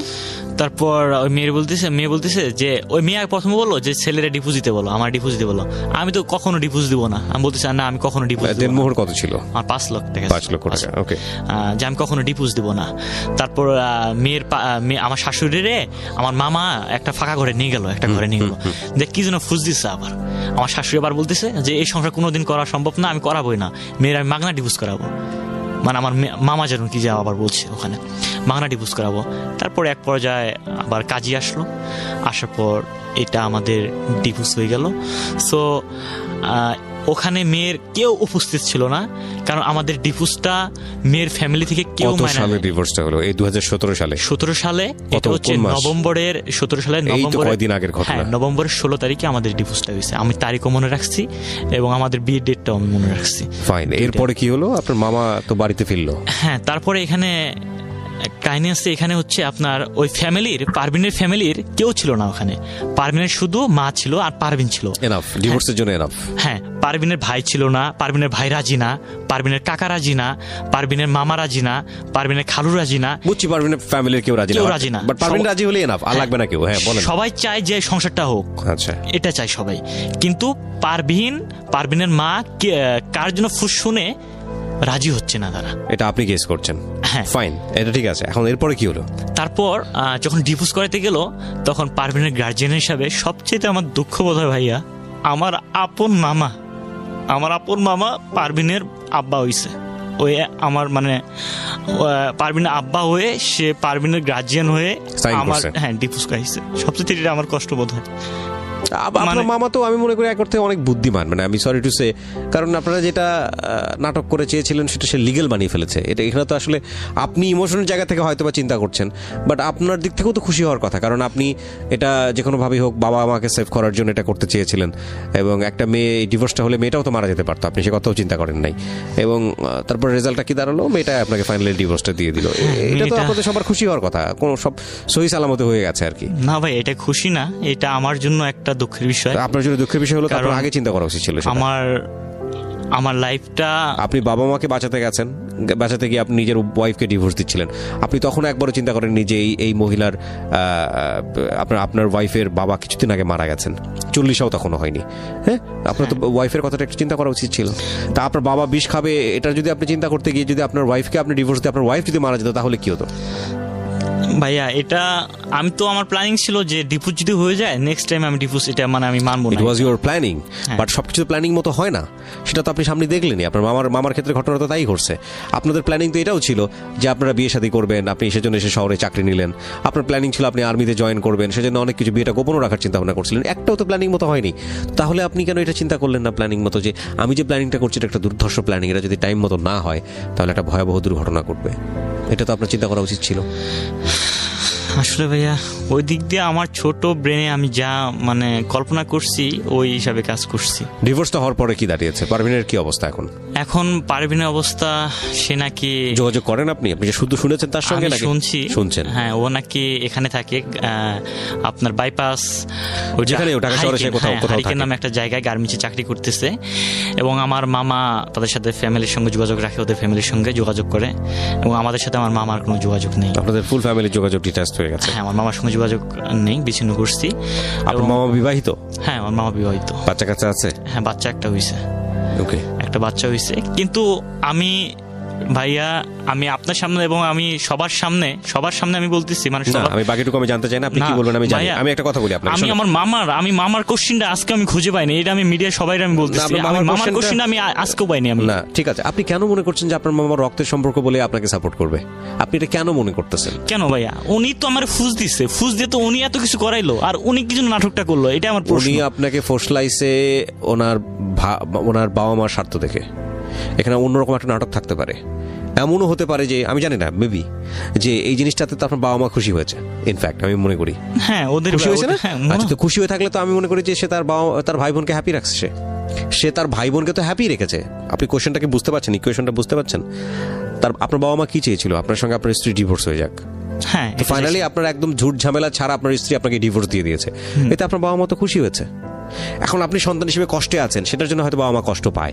কিন্তু যখন বিষয়টা এরকম হয়ে যাচ্ছিল, বাবা বলছিল যে বিষ খেয়ে ফেলবো, তুই বিশ্বাস করতেছিস না, তো সেই বাবার তো খুশি হওয়ার কথা, সেই মার তো খুশি হওয়ার কথা। বুঝতে পারছেন? জি। তো সেই অর্থে তো আপনার মামার প্রতি তাদের যথেষ্ট রকমের কৃতজ্ঞ থাকার কথা। এটা আমি বলতে পারি না ওদের আসলে গোপনে রিলেশন আছে কিনা, কিন্তু আমি একদিনে বলছি, আমার আব্বারও বলছি, যদি ওই মামার সঙ্গে একদিন রিলেশন কোনো কথা বলতে আমি দেখি, তাহলে কিন্তু আমি আপনাদের সাথে আমি কোনো কথা বলতে পারবো না, আমি কথা বলবো না, এবং আমি কই আছি তাও আপনারা জানবেন না। মনে করুন আপনার ছেলে হারিয়েছে। আপনি এই জীবন গল্পটা কেন বললেন রেডিওতে? আপনার এই জীবন গল্পের অনেক বেশি ক্লাইম্যাক্স, একদম আগাগোড়া এখন পর্যন্ত আমি যতটুকু পাইছি, প্রেমের সম্পর্ক তৈরি হওয়া, বাড়ি থেকে পালিয়ে যাওয়া, বাড়ি থেকে পালিয়ে গিয়ে হঠাৎ করে একটা মেয়ের সঙ্গে দেখা হওয়া, সেই মেয়েটার সঙ্গে নাটকীয়ভাবে একটা অনৈতিক সম্পর্কে জড়িয়ে যাওয়া, তারপর আবার ধাম করে মেয়েটার বিয়ে হয়ে যাওয়া, তারপরে মেয়েটাকে বের করে নিয়ে আসা, বের করে নিয়ে এসে বিয়ে করতে গিয়ে গোপন রাখতে গিয়ে ধরা পড়ার পরে বাবা মায়ের দিক থেকে এক ধরনের চাপ, তারপরে মেয়ের দিক থেকে এক ধরনের চাপ, সেখানে নাটকীয়তা অবলম্বন করতে গিয়ে ধরা পড়া, এবং ধরা পড়ার পরে ফাইনালি মেয়েটা আপনার কাছ থেকে চলে যাওয়া। এতগুলো নাটকের মধ্য দিয়ে এখন আপনারা দুজনের কাছ থেকে ডিটাচড। এটাই হচ্ছে আপনাদের মানে এখনকার অবস্থা। তো এই গল্পটা আপনি কেন বললেন রেডিওতে? মেসেজটা কি? এই গল্পটা আমি বললাম এই জন্যে যে সবাইকে আমি বলতে চাই যে আমি যে ভুলটা করছি। ভুলটা কোথায় আপনার? আমার লাইফে ভুলটা হচ্ছে আমি প্রতিষ্ঠিত হওয়ার আগে, আমার লাইফটা গড়ার আগে, আমার ক্যারিয়ারটা গড়ার আগে এক্স্যাক্টলি আমি বিয়েটা করছি। এটা আমার হচ্ছে সর্বপ্রথম ভুল। সো একটা কথা বলতে চাই, এরকম মেয়ের বিয়ে করেন না। আমার মনে হয় ভাইয়া এখানে মেয়েরও কোনো পার্সিয়ালিটি আছে। এখানে মেয়ে ভালো করেই জানে যে ওই স্বামীর সংসার হইব। আমার মনে হয় ওই মেয়েও ভাবতেছে যে ওই ছেলের জীবন থেকে যদি আমি সরে যাই তাহলে আরেকটা বিয়ে করতে পারবো। এটা আমার মনে হয়, কারণ ও আমার অনেক অপমান করছে, অনেক অপমান করছে। করার পেছনে তো আপনার যথেষ্ট কারণ আছে। ও যে আমাকে ভালোই বাসতো, তাহলে ওই রকম তুই মুই এবং বিশ্রঙ্গা ভাষায় আমার ইডিয়েট বলতো, যাও মানে অনেক খারাপ ভাষা বলতো। আমি আপনাকে একটা কথা বলি, এই জায়গাটায় আমি মেয়েটার পক্ষে কথা বলতে চাই। সেটা হচ্ছে যে আপনি যেই প্ল্যানিংটা নিয়েছিলেন এরপরে তো আপনাকে হাত ধরে বের করে দিয়েছে। আমি তো মনে করি যেখানে যদি আপনাকে পেটাতো তাহলে আপনার অস্বাভাবিক কোনো কিছু মানে এটা তো মানে আপনি একবার চিন্তা করে দেখেন তো, মেয়েটার জায়গায় মেয়েটা এরকম একটা প্ল্যান করতেছে আপনাকে লুকিয়ে ডিভোর্স দেওয়ার জন্য, তার বাবা মাকে সেভ করার জন্য, আপনি মেয়েটার সঙ্গে কি করতেন? না ঠিক আছে ভাই, এটা ঠিক আছে। সো উনি তো আর ভদ্র ব্যবহার করেছে। আমরা সবসময় এরকম, আমরা নিজের জায়গা থেকে পুরো দুনিয়াটাকে চিন্তা করি, এভাবে চিন্তা করলে হবে না। প্রথম কথা হচ্ছে যে আপনার ভেতরের একটা সফট ইমোশন তার জন্য ছিল। আপনার আগাগোড়া গল্পটা শুনে আমার কাছে যেটা মনে হয়েছে, আপনি একেবারেই দরিদ্র পরিবারের একটা সন্তান, বাবা কৃষক, সম্মান রেখেই বলছি, আপনার স্টাবলিশড হওয়াটা খুব জরুরি ছিল। এবং বাবা যে কথাটা বলতো যে আমার ব্যাংক অ্যাকাউন্ট হচ্ছিস তুই, তোর পিছনে আমার ইনভেস্ট, এত কষ্ট করে এত কিছু করি। ওই মনে আছে প্রথমে যে গল্পটা একদম প্রথম দিকে বলতেছিলেন যে ওই পায়ের নখ সারানোর জন্য ঘরের চাল বিক্রি করে তারপর আপনার পায়ের অপারেশনটা করছিল যাতে করে আপনি আর্মিতে চান্স পান। আপনার তো বয়স চলে গেছে, সেই চান্স পাওয়াটা হয়নি, পরীক্ষাও দেওয়াটা হয়নি, এইসব দৌড়দৌড়ি করতে করতে জীবনের স্বপ্নটা শেষ হয়ে গেছে। এটাই হচ্ছে বিগেস্ট মিস্টেক। মেয়েটা আপনার জীবনে আসলো কি আসলো না, তাকে বহু হিসেবে পেলেন কি পেলেন না, তাকে নিয়ে সংসার করা হলো কি হলো না, সেই জায়গাটায় সারা জীবনই ক্লাইম্যাক্স থাকতো। কিন্তু যেটা আপনি লুজ করেছেন, যেটা আপনার কখনো আর ফিরে আসবে না, সেটা হচ্ছে এই ড্রিম জবটা। হয়তোবা হতো, আপনি সেটা লুজ করেছেন, লেখাপড়া একটা সময় গিয়ে স্টপ হয়েছে, মেয়েটার কারণে আপনি ঢাকা শহরে আসলেন, একটা কোম্পানিতে জব করা শুরু করলেন এবং সেটা নিয়ে আপনার এখন একটা টালমাটাল একটা ক্যারিয়ার, রাইট? এর চেয়েও একটা ভালো ক্যারিয়ার আপনার হতে পারতো। এটা হচ্ছে আপনার বিগেস্ট লুজ। এবং এটাই আমি সবসময় বলি, যেই স্ট্যাটাসেই আপনি থাকেন না কেন, সমাজের যে স্তরেই আপনি বসবাস করেন না কেন, never sacrifice your two important things. One is education, second one is career. এই দুইটা জিনিস যদি আপনার হাত থেকে চলে যায়, তাহলে এগুলো কখনোই রিটার্ন করবে না, কখনোই রিটার্ন করবে না। বাকি যা যাবে তা হয়তো আসবে ঘুরে ফিরে। একটা মানুষের সঙ্গে হয়তো সম্পর্ক রাখার পরে ওই সম্পর্কটা নষ্ট হয়ে গেলে মনে হতে পারে জীবন আর রেখে কী হবে, কিন্তু বিলিভ মি, টাইম যে কত বড় ড্রাগ, টাইমটা এত সুন্দর করে এটা হিল করে। আপনি একটা সময় গিয়ে মনে হবে যে সত্যি সত্যি আমি পাগলামো করেছি মেয়েটার জন্য এরকম, বা এই ছেলেটার জন্য এরকম। কিন্তু ততদিনে যদি আপনার ক্যারিয়ারের কোনো ক্ষতি হয়ে থাকে, আপনার এডুকেশনের কোনো ক্ষতি হয়ে থাকে, বিলিভ মি, এটা আপনাকে সারাটা জীবন কষ্ট দেবে। সো আপনি যে স্টেজেই বসবাস করেন না কেন, do not hamper your career and education. শেষ করতে চাই আজকের এই জীবন গল্প। সবসময় একটা কথা বলি, জীবন নাটকের চেয়েও নাটকীয়।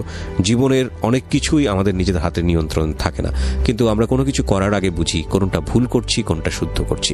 এই ভুল শুদ্ধতে যাবার আগে, কোনো কাজ অন্যায়ভাবে করার আগে, অপরাধ করবার আগে বহুবার থট দেওয়া উচিত। এবং সবচাইতে নিকৃষ্টতম সুবিধাও যদি থেকে থাকে এটা, যে আমি অপরাধটা না করলে আমার এত বড় ক্ষতি হয়ে যাবে, এই ভুলটা না করলে আমার এত বড় একটা ক্ষতি হয়ে যাবে, আপনি ক্ষতির পথটাই বেছে নিন, কারণ সৃষ্টিকর্তা আপনার সাথে আছে। তবুও অপরাধ থেকে দূরে থাকুন, তবুও ভুল থেকে দূরে থাকুন। আপনারা সবাই ভালো থাকুন। আমি আমার টিম মেম্বার সাফওয়ান এবং সুশান্ত দাস সবার পক্ষ থেকে আজকের মতো শুভরাত্রি, এবং ফিরে আসছি ঠিক রবিবার সিক্রেটসে। সে পর্যন্ত গুড বাই।